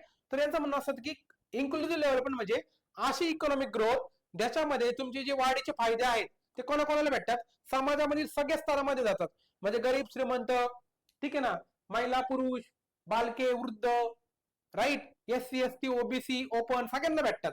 आणि तुम्ही धोरणे राबवताना या दृष्टिकोनातून धोरणे राबवतात जेणेकरून आर्थिक वाढीमधून निर्माण होणाऱ्या संधी आहेत, म्हणजे तुमच्या इकॉनॉमीमध्ये ज्या काय प्रकारच्या ऑपॉर्च्युनिटी आणि जे रिसोर्सेस असतात त्या समाजातील सगळ्या गटांपर्यंत पोहोचतात. त्याच्यामध्ये विशेष तुम्ही वंचित गटाकडे जास्त फोकस करता आणि सामाजिक मागासलेला वर्ग असतो त्याच्यावर जास्त फोकस करता. म्हणजे पुन्हा सांगतो, इन्क्लुझिव्ह डेव्हलपमेंट म्हणजे ओईसीडीचं काय म्हणणं आहे, the economic growth which equally distributes the fruits of the prosperity across the all sections of the society, असं तुम्ही सिंपल भाषेमध्ये बोलू शकता ओईसीडीची डेफिनेशन. याच्या लक्षात, हे त्याला ओईसीडीचं म्हणणं. आता युएनडीपीचं काय म्हणणं आहे बघा, संयुक्त राष्ट्र विकास कार्यक्रमांचं नेमकं म्हणणं काय, इन्क्लुझिव्ह डेव्हलपमेंट म्हणजे काय, सर्वसमावेशक विकास म्हणजे काय. त्यांच्या बाबतीत ते काय बोलतात की सर्वसमावेशक विकास एक असा एक व्यापक कन्सेप्ट, लक्षात घ्या, व्यापक मानवी विकासाचा दृष्टिकोन आहे ज्याच्यामध्ये समाजातील प्रत्येक घटकाला, बघा प्रत्येक घटकाला त्यांनी फोकस केलंय, विशिष्ट वंचित, त्यातल्यात फोकस कोणावर करायचे, म्हणजे प्रत्येक, म्हणजे तुम्ही नुसतं आदानीवर अंबानीवर फोकस करू नका, त्यातल्यात गरीबावर फोकस करा, वंचित घटकावर फोकस करा आणि दुर्बल घटकांना फोकस करा. फोकस करायचं म्हणजे नेमकं काय करायचं, त्यांना बेसिक सर्व्हिस द्या, मूलभूत सेवा द्या. अन्न वस्त्र निवारा आहे का, मग देऊन टाका. तर संधी आहे का, नसेल तर द्या. त्यांना रिझर्वेशन द्या. नंतर पुढचं आहे सुरक्षित जीवनशैली, म्हणजे काय, त्यांचं स्टँडर्ड ऑफ लिव्हिंग चांगल्या पद्धतीने पाहिजे, त्यांची लाईफ कशी चांगली सेफ पद्धतीने पाहिजे, राईट. हे जर तुम्ही करण्यावर फोकस केला तर त्याला तुम्ही इन्क्लुझिव्ह डेव्हलपमेंट म्हणता, असं युएनडीपीचं म्हणणं आहे, राईट. पुन्हा सांगतो, एक असा ब्रॉड ह्युमन डेव्हलपमेंटचा दृष्टिकोन आहे ज्याच्यामध्ये तुम्ही विकासाचे फायदे समाजातील वंचित गरीब घटकांना देऊन त्याच्यामध्ये त्यांना मूलभूत सेवा देता, राईट, त्यांना वेगवेगळ्या संधी देता, त्यांना सुरक्षित जीवनशैली देता. आणि या ठिकाणी मग तुम्ही सोशल जस्टिस, नंतर इक्वालिटी आणि शाश्वत विकास म्हणजे सस्टेनेबल डेव्हलपमेंट याच्यावर तुम्ही फोकस केलेला आहे. तर फक्त याच्यामध्ये कीवर्ड लक्षात ठेवा की ओईसीडीचं काय म्हणणं होतं, राईट, युएनडीपीचं काय म्हणणं आहे, त्यातलं फक्त कीवर्ड लक्षात ठेवा, संपूर्ण डेफिनेशन पाठ करायची गरज नाही. पुढचे 12 शिकू योजना, 12 शिकू योजना नेमके डेफिनेशन कशी करते बघा, कशाची, इन्क्लुझिव्ह डेव्हलपमेंटची. तर त्यांचं म्हणणं असं आहे की आर्थिक वृद्धीचा लाभ म्हणजे काय, इकॉनॉमिक ग्रोथचा लाभ फक्त ठराविक गटांना नकोय, म्हणजे फक्त अंबानी अदानी सारख्या हाय रिच लोकांना नकोय, तर संपूर्ण समाजाला पोहोचवणे ऍज अ सोसायटी म्हणून. आणि तुम्ही धोरणे आखताना पण त्या दृष्टीने धोरण आखा की सगळ्या लोकांना त्याचा विकास होता, म्हणजे सबका साथ विकास आहे ना, हे ऍक्च्युअली तुम्ही ऑन पेपर नाही तर इन लेटर अँड स्पिरिट दोन्ही मध्ये इम्प्लिमेंट करा. तर आपण म्हणतो मागे एक शब्द ऐकला असेल की इन लेटर अँड स्पिरिट, म्हणजे फक्त शब्दशः नव्हे फक्त ते ऍक्च्युली शब्दाच्या नव्हे तर ऍक्च्युअली ग्राउंडवर ते उतरायला पाहिजे, राईट. तशा पद्धतीने तुम्ही एक शब्द अजून एक ऐकलं असेल, एक म्हण की justice should not be merely done, it should be seen to be done. म्हणजे न्याय नुसता झाला असं नाही म्हणू शकत आपण, तो होताना दिसला पाहिजे, राईट. तसंच तुम्ही धोरण आखताना पण तुम्ही तशा पद्धतीने धोरण आखा, सबका साथ सबका विकास ह्या दृष्टीने धोरण आखा, ज्याच्यामुळे काही लोकांना उत्पन्न, संधी आणि सामाजिक सुरक्षा, काय काय इन्कम, ऑपॉर्च्युनिटी आणि सोशल सिक्युरिटी या बाबतीमध्ये लोकांमध्ये असणारी जी असमानता असते, म्हणजे इनइक्वालिटी असते, ती कमी होईल. सर्वांसाठी विकासाची फळं समान पद्धतीने सगळ्यांना उपलब्ध होतील, असं कोणाचं म्हणणं आहे. तर 12वी पंचवार्षिक योजना, 12th फायर प्लॅन, येतं लक्षात. कारण आपण पंचवार्षिक योजनेचं काय होतं उद्दिष्ट, तेच होतं ना, फास्टर, मोर इन्क्लुझिव्ह आणि सस्टेनेबल, बरोबर का, डेव्हलपमेंट असं टार्गेट होतं त्यांचं. आपण फायर प्लॅन मध्ये पाहतो बघा, फायर प्लॅन आहेत ना, त्याच्यामध्ये 12चं काय होतं, फास्टर, आणि त्याचे एक अजून एक कीवर्ड आहे मोर इन्क्लुझिव्ह शब्द टाकला बघा, फास्टर, मोर इन्क्लुझिव्ह आणि सस्टेनेबल अँड सस्टेनेबल डेव्हलपमेंट, असं त्यांनी थीम आहे 12व्या पंचवार्षिक योजनेची, राईट. आणि याच्यावर प्रश्न देखील विचारलेले आहेत, तर हे पाठ करून द्या. तुम्हाला ते थीम जर लक्षात आले असेल तर त्यांची डेफिनेशन लक्षात यायला जास्त काही प्रॉब्लेम होणार नाही. तर हे होतं इन्क्लुझिव्ह डेव्हलपमेंटच्या बाबतीमध्ये. आता रोस्टो नावाचे थिंकर आहे, त्यांनी आर्थिक वृद्धीच्या वेगवेगळ्या अवस्था सांगितल्यात. त्याचं म्हणणं असं आहे की आर्थिक वृद्धीचा जो मार्ग आहे ना, हा 5 टप्प्यातून जातो. किती? त्यांचं म्हणणं असं की मुक्त भांडवलशाही अर्थव्यवस्थेमध्ये अति मागासपासून ज्यावेळेस पूर्ण विकसित होतो, त्याच्यामध्ये प्रगती अर्थव्यवस्था जी आहे ना, प्रगत अर्थव्यवस्था ही 5 टप्प्यामधून जाते. तर पहिला टप्पा ऑब्विसली कुठला असणार आहे, एकदम खालचा, त्याच्यामध्ये तुमची इकॉनॉमी कशी असते, एकदम पारंपरिक असते. बघा ना, पारंपरिक व्यवस्था तुमची म्हणजे माग असलेली असते, एकदम एकदम पारंपरिक, म्हणजे तुम्ही स्वतःपुरतं त्या ठिकाणी शेती करताय, कुठल्या प्रकारची यंत्र वापरत नाही, पारंपरिक पद्धतीने शेती करताय तुम्ही, जास्त सिंचन वापरत नाही, जास्त तुम्ही खतं वगैरे वापरत नाही, नॅचरली वापरताय, म्हणजे पारंपरिक पद्धती तुम्ही सोसायटी तुमची चालू आहे, इकॉनॉमी चालू आहे. फक्त शेतीच नाही, सगळ्या क्षेत्रामध्ये त्यातल्या तुमची इकॉनॉमी कशी असते, ऍग्रिकल्चर बेस असते. हे झालं तुमची पहिली अवस्था, पारंपरिक. त्याला म्हणतात स्टेज ऑफ ट्रॅडिशनल सोसायटी. पहिली स्टेज कुठली आहे, स्टेज ऑफ ट्रॅडिशनल सोसायटी, ठीक आहे. पुढचं आहे तुमचं उड्डाण पूर्व अवस्था. आता लक्षात घ्या, एखादं विमान आहे, विमान कन्सिडर करा. आता विमानाची अवस्था, विमान बघा, आता मी या ठिकाणी विमान काढतो बरं का, हे समजा विमान आहे, असं हे, आता थोडंफार समजून घ्या तुम्ही या ठिकाणी, ठीक आहे. असं विमान आहे, लक्षात ठेवा. आता विमानाचा असं समजा की तो सध्या ट्रॅडिशनल सोसायटी म्हणजे काय रे, सध्या तो पारंपरिक अर्थ व्यवस्थेमध्ये आहे, म्हणजे सध्या त्यांनी त्याचं सध्या मॅन्युफॅक्चरिंग चालू आहे, म्हणजे काय, त्याचं सध्या काम चालू आहे की सध्या त्यांनी जास्त उडायचा प्रयत्न केला नाही, सध्या बनवायचं काम चालू, विमान बनवायचं काम चालू आहे. तो मॉडर्न नाही, एकदम असं कागदाचं टाईप विमान बनवलं, एकदम ट्रॅडिशनल पद्धतीने. आता तो काय करतोय, तो प्री कंडिशन घेतो टू टेक ऑफ. म्हणजे आता तो काय करतो, विचार करतो, आता मला उडायचं ना, मग मला कागदच होऊन चालेल का, मला प्रॉपर सायंटिफिक पद्धतीने विमान बनवावं लागेल. मग आता तो प्रॉपर सायंटिफिक पद्धतीने उडता येईल अशा पद्धतीचं विमान बनवतोय, राईट. म्हणजे precondition to take off. आता इकॉनॉमीच्या बाबतीमध्ये कसं लक्षात ठेवणार, तुमच्या विकासासाठी आवश्यक असणारे बदल तुम्हाला करावे लागतील. कसे बदल करणार, तुम्ही शेतीमध्ये मॉडर्नायझेशन आणाल, तुम्ही जी बैलाद्वारे शेती करता तुम्ही त्या ठिकाणी मशीन आणाल, नांगर आणाल, सॉरी नांगर काय म्हणतो आपण, ट्रॅक्टर आणाल, राईट. तुम्ही या ठिकाणी टेक्नॉलॉजी आणताय, तुम्ही रिफॉर्म्स करताय, हे तुम्ही बदल करताय ना तुमच्या याच्यामध्ये, तुमच्या इकॉनॉमीमध्ये तुम्ही वेगवेगळ्या प्रकारचे बदल करत आहात, राईट. याला म्हणतात precondition to take off. ही प्री कंडिशन असणं गरजेचं आहे. आता तुम्ही काय करताय, उड्डाण अवस्था, तुम्ही आता टेक ऑफ करताय, आता विमान तयार झालं, आता तुम्ही टेक ऑफ करता, लक्षात घ्या, टेक ऑफ बघा, असं टेक ऑफ वर जायला लागले, हे झालं स्टेज टू टेक ऑफ, म्हणजे उड्डाण अवस्था, राईट. तुमची आता इकॉनॉमी टेक ऑफ केलेला आहे. आता वर गेल्यानंतर बघा ती अशी मॅच्युरिटी, म्हणजे वर गेल्यानंतर अशी स्टेबल होतं का ना विमान, राईट. टेक ऑफ नंतर असं ते वर जाऊन ढगामध्ये जाऊन असं स्टेबल होतंय, म्हणजे ड्राईव्ह टू मॅच्युरिटी. त्याला काय म्हटलं त्यांनी, पूर्ण विकासाकडे वाटचाल अवस्था. आता आपण समजा पुण्याहून निघाले, आपण चाललोय मुंबईला, राईट, पुणे टू मुंबई चाललोय विमानाने, राईट. आपण काय झालंय या ठिकाणी, प्रॉपर तुमचं ड्राईव्ह टू मॅच्युरिटी, म्हणजे काय, गतिमान विकास. विमानाचा स्पीड बघा ना किती आहे, खूप फास्ट पळत आहे की नाही, गतिमान विकास अवस्था, पूर्ण विकासाकडे वाटचाल अवस्था आहे. आणि शेवटी उच्चतो उपभोग अवस्था, आणि मग age of high mass consumption, एकदम हायर लेवलचं, लक्षात ठेवा, राईट. विमान अजून फास्ट पळते, अजून फास्ट पळते, age of high mass consumption, या ठिकाणी तुमचं कन्झम्पशन खूप हाय असतं इकॉनॉमी मधलं, राईट. आणि ती शक्यतो डेव्हलप कंट्रीमध्ये असतं, जसं की युएसए, जपान यासारख्या ज्या डेव्हलप कंट्रीज ना, त्यांच्यामध्ये अशा प्रकारच्या अर्थ म्हणजे व्यवस्था तुम्हाला वेगवेगळे टप्पे दिसतात. भारताच्या बाबतीमध्ये होत नाही, कारण का भारत डेव्हलपिंग कंट्री, लक्षात घ्या. भारतामध्ये अजून सगळ्या 5 अवस्था झाल्या की अजून नाही. हा, राईट. अशा 5 तुम्हाला अवस्था लक्षात आल्या. आता लक्षात कसं ठेवायचं तर बघा, रस्ता आहे ना, रस्ता लक्षात घ्या. रस्ता रस्ता असा 5 टप्प्यातून जातोय. कुठला? विमानाचा रस्ता. असं काहीतरी तुम्हाला ट्रिक करता येईल. राईट. तुम्हाला टेक ऑफ, हे टेक ऑफ सारखे शब्द विमानामध्ये आपण ऐकतो बघा. टेक ऑफ केलं, राईट, लँडिंग केलं, जे काय असेल ते तशा पद्धतीने. तर या रस्त्याच्या वेगवेगळे 5 वेगवेगळे टप्पे आहेत रस्त्याच्या नावाने, लक्षात ठेवा. त्याच्यानंतर पुढचं बघा. आता इथून पुढचा जो टॉपिक येतो म्हणजे तुमचा इकॉनॉमिक ग्रोथ आणि बॅलन्स इकॉनॉमिक ग्रोथ आणि बॅलन्स इकॉनॉमिक डेव्हलपमेंट.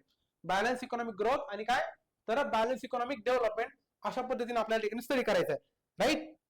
तर हे बॅलन्स इकॉनॉमिक ग्रोथ आणि बॅलन्स इकॉनॉमिक डेव्हलपमेंट हा टॉपिक झाल्यानंतर आपण त्या ठिकाणी लेक्चर स्टॉप करणार, कारण का हा टॉपिक थोडाफार वेगळा पडतो आणि त्याच्या पुढचा जो टॉपिक आहे तो सगळ्यांसाठी कॉमन आहे बऱ्यापैकी. हा जो बऱ्यापैकी टॉपिक आता या ठिकाणी शिकवतोय हा राज्यसेवेला जास्त कामाचा आहे, राज्यसेवा पूर्व परीक्षेला. ठीक आहे. आता बघा, संतुलित आर्थिक वृद्धी म्हणजे काय? Balance growth. आता बॅलन्स ग्रोथच्या बाबतीमध्ये काय काय म्हणले? बॅलन्स ग्रोथ म्हणजे काय तर त्यांचं म्हणणं असं आहे की, तुम्हाला सिंपल भाषेमध्ये आणि मी कन्सेप्ट सांगतो, मग बाकी आपण टेक्निकली पाहूया. यांचं म्हणणं असं की तुम्ही देशाची इकॉनॉमीची डेव्हलपमेंट करताना सगळ्या क्षेत्रामध्ये थोडं थोडं इन्व्हेस्टमेंट करा, म्हणजे बॅलन्स करा सगळीकडे. कुठल्या एका सेक्टरमध्ये जास्त पैसा ओतू नका, असं बॅलन्स वाल्यांचं म्हणणं आहे. आणि काय म्हणू शकतो आपण, दुसरं असतं असंतुलित. असंतुलित वाले काय म्हणतात, असं नका करू, तुम्ही एकाच दगडावर पाय ठेवा. म्हणजे आपण बघा ना, एक म्हणतो की तुम्ही कंबाईन पण करतोय, राज्यसेवा पण करतोय, सरळ सेवा पण करतोय, अजून कुठल्या एक्झाम ते पण करतोय, बँकिंग पण करतोय, युपीएससी पण करतोय, एमपीसी पण करतोय, एनडीएची पण करतोय, सीडीएस पण करतोय. सगळ्या एक्झाम देत बसू नका. एक दोन एकदम फोकस करा, तिला एक करा. तुम्हाला शोरशॉट पोस्ट पाहिजे ना, एक एक्झामवर फोकस करा, तर तुम्हाला पोस्ट भेटून जाईल असं आपण म्हणतो. राईट. त्याच पद्धतीने संतुलित म्हणजे बॅलन्स ग्रोथ म्हणजे काय तर या ठिकाणी त्यांचं म्हणणं असं की, मागास अर्थव्यवस्थेमधील समस्या पाहता. आता एखादी अर्थव्यवस्था मागास आहे, म्हणजे समजा भारताच्या बाबतीमध्ये एक्झाम्पल पकडूया बरं का, मी भारत काय मागास असं म्हणत नाही, पण एक्झाम्पल पकडूया. भारतामध्ये खूप सारे प्रॉब्लेम आहेत. त्याचं म्हणणं असं की तुम्ही एकाच ह्याच्यावर कुठेतरी फोकस करा. हे मी म्हणत नाही बरं का, हे लोक म्हणतात, थिंकर लोक. यांच्यावर तुमच्याकडे ऑलरेडी खूप सारे प्रॉब्लेम आहेत, पण तुमच्याकडे एवढी कॅपॅसिटी आहे का? म्हणजे तुम्ही एवढं सुपरमॅन आहात का की तुम्हाला सगळीकडे गोष्टी सगळ्या करता येईल? तुम्ही सुपरमॅन नाहीत ना. मग सर्व क्षेत्रांचा यांचं म्हणणं असं की सर्व क्षेत्रांचा समान किंवा संतुलित विकास होईल या दृष्टीने सर्व क्षेत्रामध्ये कमी आधुनिक गुंतवणूक केली जावी. त्यांचं म्हणणं असं की तुमचा देश मागासलेला आहे, मग तुम्ही काय करा, मी थोडंसं सुरुवातीला वेगळं सांगितलं, सॉरी. या ठिकाणी यांचं म्हणणं असं की तुमचा देश जर मागासलेला आहे ना, तुमचा मागास अर्थव्यवस्था असेल, तर तुम्हाला सगळ्या सेक्टरमध्ये थोडा थोडा विकास करावा लागेल. मोठा नका करू, तुम्ही छोटी छोटी गुंतवणूक करा, कमी अधिक गुंतवणूक करा, पण सगळ्या सेक्टरमध्ये करा, जेणेकरून तुम्हाला थोडंसं सगळ्या सेक्टरमध्ये वर यायला चान्स भेटेल, असं यांचं म्हणणं आहे. कोणाचं तर बॅलन्स ग्रोथ वाल्यांचं. आणि याच्यामध्ये कोणी थिंकर कुठले कुठले होते म्हणजे त्यांनी कोणी त्याच्याबद्दल ओपिनियन सांगितलंय तर रोझेनस्टीन रॉडॉन, ठीक आहे, हार्वे लायबेनस्टाईन आणि प्रोफेसर लक्षात घ्या, प्रोफेसर रॅग्नर नर्स. तर ह्या लोकांनी सांगितले की अशा पद्धतीचा विकास तुम्हाला करावा लागेल. एखादी डेव्हलपिंग कंट्रीला डेव्हलप आणायचं असेल तर अशा पद्धतीने म्हणजे बॅलन्स ग्रोथ करावं लागेल, असं रॉडॉन, हार्वे लायबेनस्टीन आणि नर्स यांनी अशा पद्धतीने ते सांगितलेलं आहे. आता वेगवेगळे थिंकर आहेत बघा, तुम्हाला खाली वर जसे एक्झाम्पल सांगितले, आता खाली आपण ऍक्च्युअल थिंकर पाहूया. अलग गोष्ट काय म्हणतायत? अलग गोष्ट म्हणणं असं आहे की अर्थव्यवस्थेची सगळे क्षेत्रे सारख्याच प्रमाणात विकसित होतात. त्यांनी बोलले की सगळे क्षेत्र सारख्या प्रमाणात विकसित होतात, तुम्ही काय एखाद्या कुठल्या याच्यावर फोकस करत बसू नका. त्याच्यामुळे तुम्ही उपभोग, गुंतवणूक आणि उत्पन्न म्हणजे काय, आता इंग्लिश शब्द पण सांगतो, ज्यांना पाहिजे त्यांनी लिहून घ्या. कन्झम्पशन, इन्व्हेस्टमेंट आणि इन्कम या सगळ्या क्षेत्रामध्ये सारख्याच दराने होते. राईट.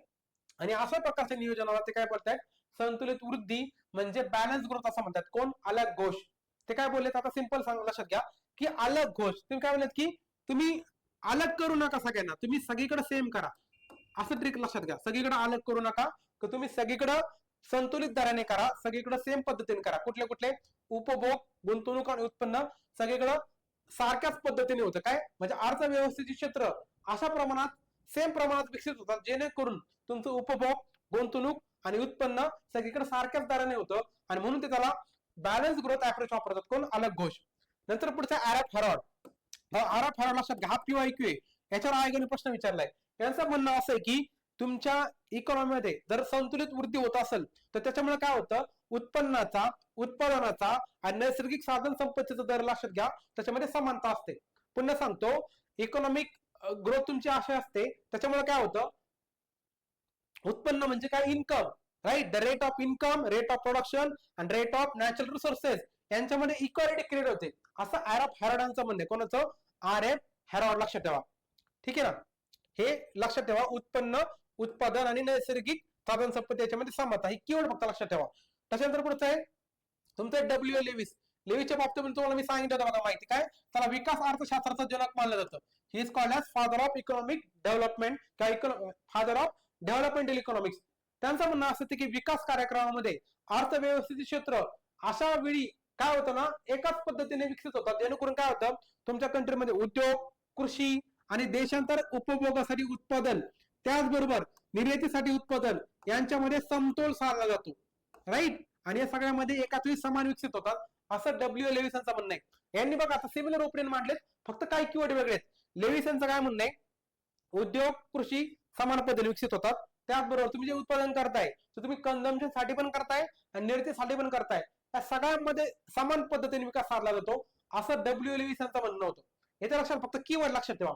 नंतर पुढचं आहे पॉल रोझेनस्टेन रोडन. आता रोडन काय म्हणतात बघा, यांचं म्हणणं असं आहे की पॉल रोझेनस्टेन यांचं म्हणणं असं आहे की जर एकाच वेळी मोठ्या उद्योगमध्ये गुंतवणूक जर केली तर पूरक मागणीच्या घटनेमुळे एक अविकसित अर्थव्यवस्था विकसित होऊ शकते. त्यांचं म्हणणं असं की तुम्ही काय करा, एकाच वेळी सगळ्या उद्योगामध्ये म्हणजे मोठ्या संख्येने उद्योगामध्ये मोठी गुंतवणूक करा, एकाच वेळेस काय करा, मोठी गुंतवणूक करा सगळ्या याच्यामध्ये, मग तुमची अर्थव्यवस्था विकसित होईल, असं यांचं म्हणणं आहे. तुम्ही बोलले की एकाच वेळेस सगळीकडे टाकून द्या इन्व्हेस्टमेंट, काय नाही फरक पडत, सगळीकडे इन्व्हेस्टमेंट करून टाका, तुमची इकॉनॉमी ग्रो होईल, असं त्यांचं म्हणणं आहे. पॉल रोझेनस्टेन रोडन. आणि याच्यामधला पुढचा थिंकर तो म्हणजे रॅग्नर नर्थ. आता यांचं रॅग्नर नर्थ हा एक खूप हायवेचा फेवरेट थिंकर आहे बरं का. याच्यावर राज्यसेवेला त्यांनी याच्या आधी प्रश्न विचारलेले आहेत मुख्य परीक्षेला. तर त्यांचं एक पुस्तकाचं नाव आहे प्रॉब्लेम्स ऑफ काय तर capital formation in under develop countries. यांचं म्हणणं असं होतं की तुम्ही एखादी अंडर डेव्हलप इकॉनॉमी असेल तर त्या अंडर डेव्हलप इकॉनॉमी मध्ये त्या सरकारला काय करावं लागतं, एकाच वेळी अनेक उद्योगामध्ये मोठी गुंतवणूक करावी लागते. कशी करावी लागते, मोठी गुंतवणूक करावी लागते. म्हणजे तुम्ही एका पर्टिक्युलर सेक्टरमध्ये गुंतवणूक करू नका, तर मल्टिपल सेक्टरमध्ये मोठी गुंतवणूक करा. याच्यामुळे काय होतं, बाजाराचा आकार वाढेल, राईट, इकॉनॉमिक ऍक्टिव्हिटी वाढेल, बाजाराचा आकार वाढेल, तुमची प्रॉडक्टिव्हिटी म्हणजे उत्पादकता वाढेल. काय वाढेल रे, उत्पादकता वाढेल. आणखी खाजगी क्षेत्राला त्या ठिकाणी गुंतवणुकीला प्रोत्साहन भेटेल. म्हणजे बघा ना, सरकारने गुंतवणूक केली की खाजगी क्षेत्राला क्लू भेटतो की चला सध्या मार्केट फेवरेबल आहे, आपण गुंतवणूक करू शकतो, असं त्यांना एक काय म्हणू शकतो, क्लू भेटतो. आणि मग नचं म्हणणं असं होतं की याच्यामुळे काय होतं, तुमच्या अर्थव्यवस्थेमध्ये औद्योगिक आणि कृषी दोन्हीकडे फोकस करतात. त्या औद्योगिक आणि कृषी ह्या दोघांमध्ये समतोल साधण्याचा त्या ठिकाणी प्रयत्न केला जातो. तर त्यांचं म्हणणं असं होतं की तुम्ही कृषी आणि उत्पादनाच्या मध्ये फरक करू नका, तुम्ही संख्येकडे समतोल पद्धतीने इन्व्हेस्टमेंट करा, त्याचा विकास करा, राईट. कारण एका क्षेत्राचा फायदा दुसरीकडे होतोच आणि त्या बदल्यात तुमचं ओव्हरऑल इकॉनॉमिक डेव्हलपमेंट आणि इकॉनॉमिक ग्रोथ असते, असं रॅग्नर त्यांचं सिंपल भाषेमध्ये म्हणणं आहे. याच्या लक्षात, याच्यामध्ये फक्त काय कीवर्ड लक्षात घ्या, पूर्ण डेफिनेशन ऍज इट पास करण्याची गरज नाही, फक्त कीवर्ड लक्षात ठेवले तर तुम्हाला ती थिंकरचं काय म्हणणं ते कळून जाईल, राईट. आता पुढचं ते म्हणजे तुमचं अनबॅलन्स ग्रोथ. आपण याच्या आधी काय केलं, बॅलन्स ग्रोथ पाहिला, आता आपण काय करूया, अनबॅलन्स ग्रोथ पाहूया. म्हणजे काय रे, असंतुलित वृद्धी. तर तुम्हाला मी सुरुवातीला ऑलरेडी मी सिंपल भाषेमध्ये कन्सेप्ट समजावून सांगितली होती. यांचं काय म्हणणं आहे की तुम्ही सगळीकडे सगळ्या दगडावर हात ठेवू नका, एका कुठल्या तरी सेक्टरला फोकस करा, त्या ठिकाणी सेक्टर डेव्हलप झालं की ऑटोमॅटिक मग दुसऱ्या सेक्टर तुम्हाला वेळ देता येईल, राईट, असं त्यांचं म्हणणं आहे. ठीक आहे. आता बघा, मागास देशामध्ये अनेक गंभीर समस्या असल्यामुळे एकाच वेळी सर्व क्षेत्रामध्ये मोठी गुंतवणूक आवश्यक जरी असली तरी भांडवलाची कमतरता असते. म्हणजे बघा, मी म्हणतो की मला सगळीकडे विकास करायचा आहे, पण माझ्याकडे तेवढी कॅपॅसिटी आहे का, माझ्याकडे तेवढं भांडवल आहे का. सुरुवातीला मी एखादा छोटा उद्योग चालू करेल ना, की एखाद्या मी डायरेक्ट मोबाईलचं दुकान काढेल, कॉम्प्युटरचं दुकान काढेल, म्हणजे कंपनी काढेल, एवढं शक्य आहे का माझ्याकडं, माझ्याकडे तेवढं भांडवलच नाही माझ्याकडे. म्हणजे कोणाकडं, तर ह्या ज्या मागास देश असतो अंडर डेव्हलप इकॉनॉमी मध्ये लक्षात घ्या, भांडवलाची कमतरता असते. म्हणून ते काय बोलतात की तुम्ही एखाद्या सगळ्या जागावर हात ठेवू नका, तुम्ही काय करा, एक ठराविक क्षेत्र निवडा, महत्वाचे क्षेत्र निवडा. असं नाही कुठलं तरी आपण म्हणतो ना उगाच टाइमपास निवडले, एक महत्वाचे क्षेत्र निवडा, तुम्हाला वाटते की याच्यामध्ये आपलं काहीतरी कॅपॅसिटी आहे, आपल्याला याच्यामध्ये काहीतरी स्किल आहे, असे क्षेत्र निवडा, राईट. थोडक्यामध्ये तुम्ही असंतुलनाच्या मार्गाने गुंतवणूक करा. म्हणजे काय करा रे, एक ठराविक सेक्टर निवडून त्याच्यावर जास्त इन्व्हेस्टमेंट करा आणि मग त्याचा एकदा विकास झाला म्हणजे ते डेव्हलप झाला की मग तुम्ही उर्वरित क्षेत्रामध्ये पाय टाका, राईट. ते जर झालं तर तुम्हाला मग कुठेतरी डेव्हलपमेंट करता येईल असं त्यांचं म्हणणं आहे, राईट. मग संतुलित विकास दृष्टिकोनातील कमतरता जर तुम्हाला दूर करायचा असेल तर त्याला पर्याय द्यायचा असेल तर ते म्हणून त्यांनी अनबॅलन्स ग्रोथ असं यांचं म्हणणं आहे. आता त्याच्यामध्ये देखील वेगवेगळ्या थिंकर्स आहेत. कोण कोण आहेत, हर्षमन आहे, सिंगर आहे, ते सिंगर झाले, सिंगर आहे. नंतर फ्लेमिंग आहे, किंडल बर्गर आहे, पॉल स्ट्रीटन आहे आणि रॉस्टॉव आहे. हे नाव तुम्ही कुठे ना कुठे याच्या आधी ऐकलेले आहेत. आता सिंगर आलाय बघा, सिंगर काय म्हणतोय, अर्थव्यवस्था संतुलित ठेवणं प्रत्यक्ष शक्य होतं का? नाही, पॉसिबलच नाही ना. सगळीकडे तुम्ही इक्वल डेव्हलपमेंट करणं प्रॅक्टिकली पॉसिबल आहे का? आपली कंट्री केवढी मोठी आहे, माग असलेली कंट्री, एवढं तुम्हाला कॅपॅसिटी आहे का सगळीकडे एक सेम लेवल इन्व्हेस्टमेंट होईल? नाही होणार ना. मग तुम्ही प्रॅक्टिकली शक्य होत नाही. त्यामुळे आर्थिक व्यवस्था जर तुम्हाला अधिक लवचिक बनवायची असेल, हे करण्याच्या नादावर तुम्ही काय करता रे, तुमचे काही क्षेत्र मागे होऊन जातात, काही पुढे जातात, राईट. म्हणून तुम्ही काय करा, तुम्ही आयडियल अप्रोच घेऊन चालूच नका की सगळीकडे इक्वल इन्व्हेस्टमेंट करायची.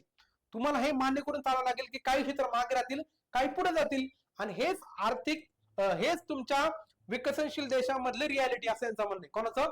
सिंगर यांचं म्हणणं आहे. ठीक आहे. पुढचा थिंकर बघा, अलग घोष.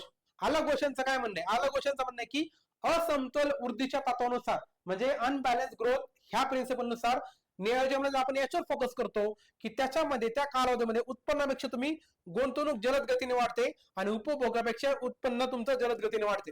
म्हणजे काय, तुम्ही अशा पद्धतीने इकॉनॉमिक ग्रोथ अचीव करण्याचा प्रयत्न करता जेणेकरून तुमच्या इकॉनॉमीमध्ये अनबॅलन्स पद्धतीने तुम्ही वेगळ्या ठिकाणी इन्व्हेस्टमेंट करता, आणि त्याच्यामुळे काय होतं, तुमच्या इकॉनॉमीच्या जो प्लॅनिंगचा कालावधी आहे त्याच्यामध्ये तुमची गुंतवणूक पण वाढते आणि तुमच्या कन्झम्पशन पेक्षा तुमचं ओव्हरऑल काय म्हणू शकतो आपण, आउटपुट आणि इन्कम देखील त्या ठिकाणी वाढत असतं, असं अलग घोष यांचं म्हणणं आहे. ठीक आहे. त्याच्यानंतर पुढचं बघा, तुम्हाला इथे डायग्राम मध्ये कोण येत असेल की तुम्ही एका पर्टिक्युलर सेक्टरवर जास्त फोकस करताय, येतं लक्षात, राईट, आणि बाकी सेक्टर थोडंसं कमी फोकस करताय आणि त्याच्यावर तुमची अनबॅलन्स ग्रोथ त्या ठिकाणी तुम्हाला दिसते. हा अप्रोच त्यांचा आहे. पुढचं ते म्हणजे हर्षमन. हर्षमनचं काय म्हणणं आहे, विकास ही एक असंतुलनाची साखळी. लक्षात ठेवा, विकास ही एक असंतुलनाची साखळी असते ज्याच्यामध्ये असंतुलन दूर करण्याची कायम ठेवण्यावर भर दिला जातो. हे बोलतात की सरकार स्वतःहून काय करतं, ते असंतुलन मेंटेन करण्याचा प्रयत्न करतं, कारण का तसं केलं तरच त्या ठिकाणी आपण म्हणतो ना की मला भरपूर एक्झाम द्यायचा ऑपॉर्च्युनिटी आहे, पण मी जर एखाद्या एक्झामवर फोकस केलं तर मला एखादी कुठली तरी पोस्ट घेणं पॉसिबल आहे. म्हणून सरकार काय करतं, जाणून बुजून असंतुलन दूर करण्याऐवजी ते मेंटेन करण्याचं काम करत असतं, राईट. आणि हे जर केलं तर त्या अर्थव्यवस्थेची प्रगती होत असते, असं हर्षमन यांचं म्हणणं, लक्षात ठेवा. ठीक आहे. नंतर पुढचं बेंजामिन हिगिन्स.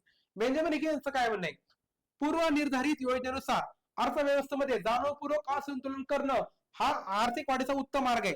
मग तुम्ही जाणीवपूर्वक जर का त्या ठिकाणी इनइक्वालिटी मेंटेन केली, म्हणजे अनबॅलन्स पद्धतीने इन्व्हेस्टमेंट केली, तर तुम्हाला आर्थिक वाढ करता येईल, तो तुमच्यासाठी बेस्ट ऑप्शन असेल, असं बेंजामिन हिगिन्स यांचं म्हणणं आहे, राईट. आणि कधी कधी त्यांनी हे देखील बोललंय की लोकसंख्येमध्ये होणारी वाढ ही विकसित देशामध्ये स्वयंप्रेरित गुंतवणुकीला प्रेरक ठरू शकते.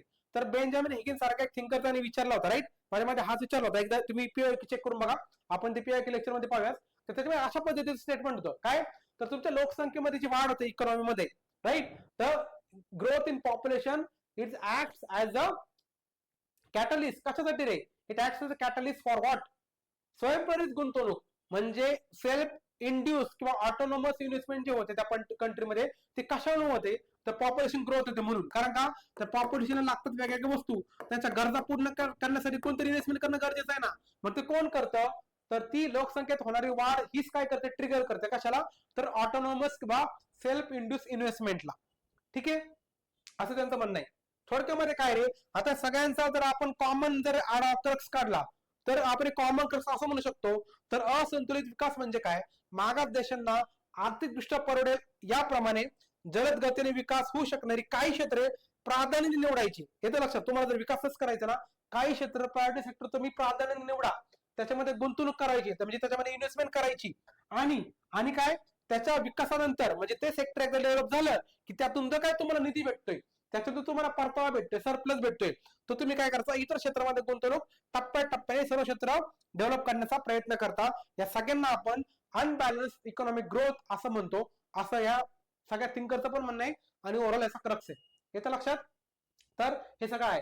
आता त्याच्यानंतर पुढच्या याच्यामध्ये काही 2-3 थिअरी पाहूया, त्याच्यानंतर हे लेक्चर आपण या ठिकाणी काय स्टॉप करणार आहोत, कारण का हे लेक्चर खूप मोठं होऊन जाईल. तर बघा, हे थोडंसं थेरॉटिकल पार्ट आहे, हे एकदा कम्प्लीट झाला की मग आपण पुढचं लेक्चर घ्यायला फ्री होऊन जाऊ. तर बघा, अंडर डेव्हलप इकॉनॉमिक थिअरीज आहेत. आता अंडर डेव्हलप इकॉनॉमिक थिअरीज मध्ये वेगवेगळ्या थिंकरचं काय काय म्हणणं आहे, तर हिगिन्स नावाचे जे थिंकर आहे त्यांचं म्हणणं काय बघा, अंडर डेव्हलप मध्ये ज्या देशाचे वास्तव दर उत्पन्न सामान्यतः अमेरिकेच्या पर कॅपिटल इन्कम पेक्षा 25% पेक्षा कमी असतं.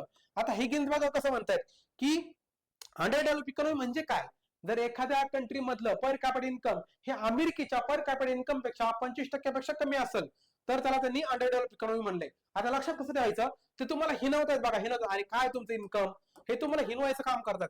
हिनवणे असं तुम्ही ट्रिक करू शकता. हिनवणे प्राचार्य हेगेच असं म्हणतायत. नंतर पुढचं आहे भारतीय नियोजन मंडळ म्हणजे काय, इंडियन प्लॅनिंग कमिशन आहे ना, प्लॅनिंग कमिशन आपलं ज्यांनी पंचवार्षिक योजना इम्प्लिमेंट केला, त्यांचं काय म्हणणं आहे, त्यांचं म्हणणं असं आहे की अविकसित अर्थव्यवस्था म्हणजे एका बाजूला कमी जास्त प्रमाणात न वापरलेले किंवा अपुरा वापर झालेले मनुष्यबळ असते आणि दुसऱ्या बाजूला उपयोगात न आणता पडून राहिलेली नैसर्गिक साधन संपत्ती. म्हणजे ही इकॉनॉमी अशी इकॉनॉमी असते याच्यामध्ये तुम्ही मॅन पॉवरचा पूर्णपणे वापर करत नाही आणि रिसोर्सेसचा वापर देखील त्या ठिकाणी करत नाही. म्हणजे या ठिकाणी दोन किंवा लक्षात घ्या, मॅन पॉवर किंवा ह्युमन कॅपिटल म्हणजे मानवी साधन संपत्ती, ह्युमन कॅपिटल किंवा मॅन पॉवर आपण त्याला साध्या भाषेत म्हणतो, आणि काय रे नॅचरल रिसोर्सेस, ह्या दोन्ही पडून राहतात, त्यांचा प्रॉपर तुम्ही क्षमतेनुसार वापर करत नाही कारण तुमची कंट्री माग असलेली आहे, असं यांचं म्हणणं आहे. कोणाचं, फायर प्लॅन च्यानुसार किंवा आपलं प्लॅनिंग कमिशनच्या नुसार. याच्या लक्षात, हे दोन केवळ लक्षात घ्या, तुमचं ह्युमन कॅपिटल आणि नॅचरल रिसोर्सेस पडून राहतात, त्याचा वापर होत नाही कशामध्ये, अंडर डेव्हलप कंट्रीमध्ये. नंतर सायमन कुझनेट यांनी 3 कसोट्या दिल्यात. कुणी, सायमन कुझनेट आणि प्रोफेसर व्हायनर यांनी 2 कसोट्या दिल्यात. आता 3 कसोट्या कुठल्या, तर सायमन कुझनेट यांनी 3 कसोट्या कुठल्या सांगितल्या की 3 तुम्ही टेस्ट करून बघा, तर 3 टेस्ट जर सक्सेस झालं तर समजा ती इकॉनॉमी कशी आहे, अंडर डेव्हलप. आपण करतो ना की 3 क्रायटेरिया होतो. कसोट्या म्हणजे काय, 3 क्रायटेरिया आहेत. कसोट्या म्हणजे काय रे, 3 क्रायटेरिया थोडक्यामध्ये. ह्या 3 क्रायटेरिया लागले की तुम्ही त्याला अंडर डेव्हलप इकॉनॉमी म्हणायचं. तर पहिली कसोटी म्हणजे उपलब्ध तांत्रिक ज्ञानाच्या आधारे, म्हणजे काय रे, उपलब्ध तांत्रिक ज्ञानाच्या आधारे अर्थव्यवस्थेमधील श्रम आणि काय म्हणू शकतो आपण, सूत उत्पादन शक्तीचा पूर्णपणे वापर केला जात नाही. याच्या सुप्त लक्षात घ्या, सूत झालंय ते सुप्त लक्षात घ्या. सुप्त तुमच्या देशामधील लेबर आणि सुप्त उत्पादन शक्ती म्हणजे आपण म्हणतो ना, तुमच्यामध्ये खूप सारे सुप्त गुण आहेत, म्हणजे तुमचं हिडन पोटेन्शियल आहे तुमच्या इकॉनॉमीमध्ये, तुमचं लेबरचं आणि हिडन पोटेन्शियलचं किंवा हिडन प्रोडक्शन कॅपॅसिटीचं तुम्ही पूर्णपणे वापरच करत नाही. कुठं, ही झाली पहिली क्रायटेरिया कशासाठी, अंडर डेव्हलपसाठी. पुढचा क्रायटेरिया असा आहे की विकसित देशांची तुलना करता हे इकॉनॉमिकली मागास असतात. म्हणजे काय, आर्थिकदृष्ट्या मागास असतात. पहिले सांगितले तुम्ही टेक्नॉलॉजीचा वापर करत नाही, तुमच्या हिडन पोटेन्शियल भरपूर आहे त्याचा वापर करत नाही, लेबरचा पूर्णपणे वापर करत नाही, हे झालं पहिलं. दुसरं काय, तुम्ही डेव्हलप कंट्रीच्या तुलनेमध्ये मागास आहात, हे झालं दुसरं. तिसरा क्रायटेरिया काय, तुमच्यामध्ये सगळीकडे दारिद्र्य असते बघा, तुम्ही इकडे भरपूर सारे लोक गरिबीमध्ये राहतात, मल्टीनॅशनल पोअर आहेत, लोकांना खायला अन्न नाही, घालायला कपडे नाही, राहायला निवारा नाही, ह्या सगळ्या गोष्टी तुमच्याकडे प्रॉब्लेमॅटिक असतात. हे 3 टेस्ट कोणी सांगितल्या होत्या, तर कुझनेटनी. येतं लक्षात, हे झाला कुझनेटच्या टेस्ट. आता पुढच्या टेस्ट आपल्याला पाहिजे ते म्हणजे वायनरच्या टेस्ट. वायनर काय बोलतोय, 2 त्यांनी क्रायटेरिया सांगितल्यात. 2 क्रायटेरिया कुठला, दरडोई उत्पन्न वाढवण्याची त्यांच्याकडे सुप्त शक्ती आहे का, म्हणजे सध्या ते माग असलेले आहेत पण त्यांच्याकडे हिडन पोटेन्शियल आहे का, की ते त्यांचं दरडोई उत्पन्न वाढू शकतात, तर त्याला ते मागास बोलतात. दुसरा क्रायटेरिया काय, की भविष्य काळामध्ये तुमची जी लोकसंख्या वाढणार आहे ती विचारात घेऊन तुमचं दरडोई उत्पन्न तुम्ही टिकू शकता का. म्हणजे तुमचं लोकसंख्या वाढली तर आपल्याला माहिती काय होतं, पर कॅपिटल इन्कम कमी होतं. आपल्याला माहिती की फॉर्म्युला काय आहे, पर कॅपिटल इन्कमचा इन्कम भागिले पॉप्युलेशन, आणि हा रेशो आपल्याला माहिती आहे. जर तुमचं पॉप्युलेशन वाढली तर हा रेशो काय होईल रे, कमी होईल ना. बघा ना, डिनोमिनेटर वाढला तर तुमचं हा रेशो कमी होईल. म्हणजे जर तुमची आता लोकसंख्या आहे ठीक आहे, पण ती भविष्यामध्ये वाढली तर त्याच्यामुळे काय होईल, तुमचं पर कॅपिटल इन्कम कमी होईल. मग तुम्हाला ते टिकून ठेवता येईल का, त्या दृष्टीने तुम्ही काही उपाययोजना केल्या का. तर हे त्यांनी 2 क्रायटेरिया लावले. याच्या लक्षात, म्हणजे पर कॅपिटल इन्कम टिकून ठेवणं आणि लोकसंख्येच्या वाढीनुसार पर कॅपिटल इन्कम टिकून ठेवणं, हे तुमचं व्हायनरच्या कसोटी आहे. ठीक आहे. आणि याच्यानंतर मग आपण आता लेक्चरच्या शेवटच्या स्लाइडकडे येतोय, ते म्हणजे गुन्नार मिडल यांचा पश्चगामी विकास सिद्धांत. ठीक आहे, आता हे लेक्चरचं शेवटची स्लाइड आहे. याच्यामध्ये बघा, गुन्नार मिडल याच्यावर आयोगाने प्रश्न विचारलेला आहे. आयोगाचा एक one of the favourite thinker आहे गुन्नार मिडल. त्यांनी एक पुस्तक लिहिलं बघा, एशियन ड्रामा नावाचं. तर Asian drama and inquiry into the poverty of nations. तर त्यांनी एशियाई कंट्रीजचं म्हणजे आशियाई देशांचा अभ्यास करून त्यांनी सांगितलं की याच्यामध्ये नेमकं प्रॉब्लेम काय. तर त्यांचे 2 कीवर्ड खूप महत्वाचे आहे. एक आहे तुमचा बॅकवर्ड इफेक्ट, कुठला, हा, तर त्यांचे 2 प्रकारचे इफेक्ट त्यांनी सांगितले होते, राईट. एक असतो तुमचा स्प्रेड इफेक्ट आणि दुसरा असतो तुमचा बॅकवॉश इफेक्ट. तर हे 2 इफेक्ट जर तुम्हाला लक्षात आले तर तुम्हाला ही कन्सेप्ट त्यांची चांगली समजेल. त्यांचं म्हणणं असं आहे बघा, ह्या ज्या काही कंट्री असतात ना, कुठल्या डेव्हलपिंग कंट्री किंवा अंडर डेव्हलप कंट्री, याच्यामध्ये 2 गोष्टी असतात. ह्या ठरवतात की तुमची कंट्री ग्रो करणार आहे की नाही करणार आहे, राईट. तर त्यांनी काय म्हणलं होतं, मागास देशामध्ये विकासाला मागे नेणारे घटक प्रबळ असतात, म्हणजे त्यांच्यामध्ये पाय खेचणारे घटक खूप जास्त असतात. आणि मग सरकारची भूमिका काय असते, तर हे पाय मागे खेचणारे घटक कमी करायचे आणि पावले पुढे टाकण्यासाठी मदत करणारे घटक वाढवायचे, अशा सरकारची भूमिका पाहिजे. आता ते घटक कुठले ते आपण पाहूया. ठीक आहे. तर दोन घटक बघा. पहिला असतो बॅकवॉश इफेक्ट. बॅकवॉश इफेक्ट म्हणजे काय, तर तुमचे मागे ओढणारे घटक. म्हणजे कुठले रे, तुमच्याकडे गरिबी आहे, तुमच्याकडे पोल्युशन आहे, तुमच्याकडे विषमता आहे, म्हणजे सगळे निगेटिव्ह फॅक्टर पकडायचे. बॅकवॉश म्हणजे काय, पाय मागे खेचणारे सगळे negative factor. Negative factor right. Inequality आहे, जातीय दंगे होतात, धार्मिक दंगे होतात, राईट. विषमता आहे, दारिद्र्य, हे सगळे निगेटिव्ह फॅक्टर, पोल्युशन वगैरे आहे. आणि दुसरं असतं स्प्रेड इफेक्ट. स्प्रेड म्हणजे काय, पॉझिटिव्ह फॅक्टर. तुमच्या देशामध्ये असणारे पॉझिटिव्ह फॅक्टर तुमच्या देशाला पुढे घेऊन जातील. जसं की बघा, आपल्या देशामध्ये समजा डेमोग्राफिक डिव्हिडंड आहे, आपल्याला माहिती आहे, हे एक चांगला गोष्ट ना आपल्यासाठी. आपल्याकडे डेमोग्राफिक डिव्हिडंड आहे, आपल्याकडे नॅचरल रिसोर्स, आपल्याकडे इकॉनॉमी, आपल्याकडे कसं आहे फॉरेस्ट आहे, म्हणजे जे सगळे पॉझिटिव्ह फॅक्टर्स आहेत. तर आपल्याकडे नेचर आहे, डेमोग्राफिक डिव्हिडंड आहे, आपल्याकडं मॅन पॉवर आहे, आपल्याकडे स्किल्ड कॅपिटल आहे.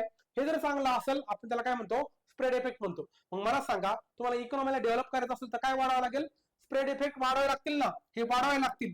आणि हे काय करावं लागतील, बॅकवॉश इफेक्ट कमी करावं लागतील. हे सरकारची भूमिका असली पाहिजे, असं गुन्हा विभागाचं म्हणणं आहे. आणि हा क्वेश्चन त्यांनी पीओएक मध्ये विचारला होता की सरकारची भूमिका काय असली पाहिजे, तर ही भूमिका असली पाहिजे.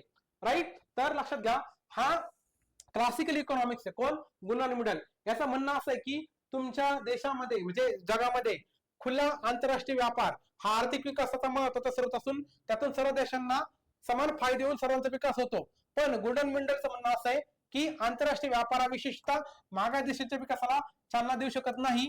आणि विकासाच्या बाबतीतील चक्रीय कार्यकरण प्रक्रियेमुळे विकसित देशांचा जलद विकास होतो, तर मागास देश पडून राहतात. आता तुम्हाला मी सिंपल भाषेमध्ये समजावून सांगतो. आता त्यांनी काउंटर केल्यावर का, त्यांनी क्लासिकल इकॉनॉमिक्सला काउंटर केले. हे स्वतः क्लासिकल नाहीत. क्लासिकल इकॉनॉमीचं म्हणणं असं होतं की एखादी कंट्री ज्यावेळेस ओपन होते, ते सगळ्या देशांबरोबर ज्यावेळेस व्यापार करायला लागते, त्यावेळेस त्यांना फायदा होतो. फायदा कसा होतो, त्याच्यामध्ये इकॉनॉमिक ऍक्टिव्हिटी वाढतात, प्रोडक्शन वाढतं, रोजगार वाढतो, म्हणून त्यांना फायदा होतो आणि ते विकसित होतात, असं क्लासिकल इकॉनॉमीचं म्हणणं होतं. पण गुणवणी म्हणजे त्याला काउंटर करतात. काउंटर काय करतात की ह्या देशामध्ये कुठल्या, हे जे विकसित देश आहेत त्यांच्यामध्ये सर्क्युलर कॉन्झर्वेशन प्रोसेस आहेत, म्हणून त्यांच्यामध्ये या गोष्टी लवकर फास्ट होतात. त्याच्यामध्ये सगळ्या गोष्टी एकमेकाला लिंक आहेत, लक्षात ठेवा. आणि त्या प्रोसेसला काय म्हणतात, चक्रीय कार्यकरण प्रक्रिया. बरोबर. त्यांच्याकडे चक्र येतं बघा, प्रॉपर एक इकॉनॉमिक सायकल असते, ट्रेड सायकल असते, ते प्रॉपर त्यांच्याकडे मेंटेन झाल्यामुळे त्याचा प्रॉपर जलद विकास होतो. पण मागास देशामध्ये सगळ्या गोष्टी नसतात, कारण मागास देशांना मागे खेचणारे फॅक्टर असतात आणि म्हणून त्यांचा विकास लवकर होत नाही. आणि मग सरकारने काय करायचं, तर हे वाढवायचं, काय स्प्रेड इफेक्ट वाढवायचा आणि हा कमी करायचा. हे सरकारची भूमिका पाहिजे असली पाहिजे. याच्यावरचा पीओआयक्यू तुम्ही लक्षात ठेवा. ठीक आहे. तर अशा पद्धतीने आपण ओव्हरऑल सगळ्या गोष्टी काय केलेल्या आहेत, पाहिलेल्या त्या थिंकरच्या अँगल आहे. म्हणजे इकॉनॉमिक ग्रोथ आणि इकॉनॉमिक डेव्हलपमेंट याच्यावरच्या बेसिक कन्सेप्ट आपण पाहिला, त्याच्यामध्ये डिफरन्स पाहिला, त्याच्यावरचे वेगवेगळे थिंकर पाहिले आणि इतरच्या वेगवेगळ्या कन्सेप्ट होत्या, जसे की इन्क्लुझिव्ह डेव्हलपमेंट, राईट, आर्थिक विषमता, विकसित देश, अविकसित देश, राईट, ह्या सगळ्या गोष्टी आपण थिंकरच्या माध्यमातून पाहिल्या. तर ज्या तुमच्यापैकी कोणी या ठिकाणी काय करत असाल, वर्कबुक पाहून जर लेक्चर करत असाल तर तुम्ही वर्कबुक प्रॉपर फिल करून घ्या. राईट. तुम्हाला काय डाऊट असेल तर तुम्ही ऍप मध्ये पण विचारा. राईट. आणि आपण ऑलरेडी बॅच मध्ये आपला नंबर त्या ठिकाणी दिलेला आहे, तुम्ही त्याच्यावर कॉल मेसेज करून त्या ठिकाणी तुमचे डाऊट असेल ते विचारू शकता. राईट. आणि हे टॉपिक झाल्यानंतर तुम्ही याच्यावरची एमसीक्यू ची मॉक टेस्ट सॉल्व्ह करायची आहे. मॉक टेस्ट झाल्यानंतर तुम्ही त्याचा रिपोर्ट कार्ड देखील ठिकाणी अपलोड करायचा आहे, जेणेकरून आम्हाला अंदाज येईल की तुम्ही कुठपर्यंत आहात. ठीक आहे. तर या ठिकाणी आपण ब्रेक घेऊया, याच्यानंतर पुढचं लेक्चर कंटिन्यू होईल. धन्यवाद.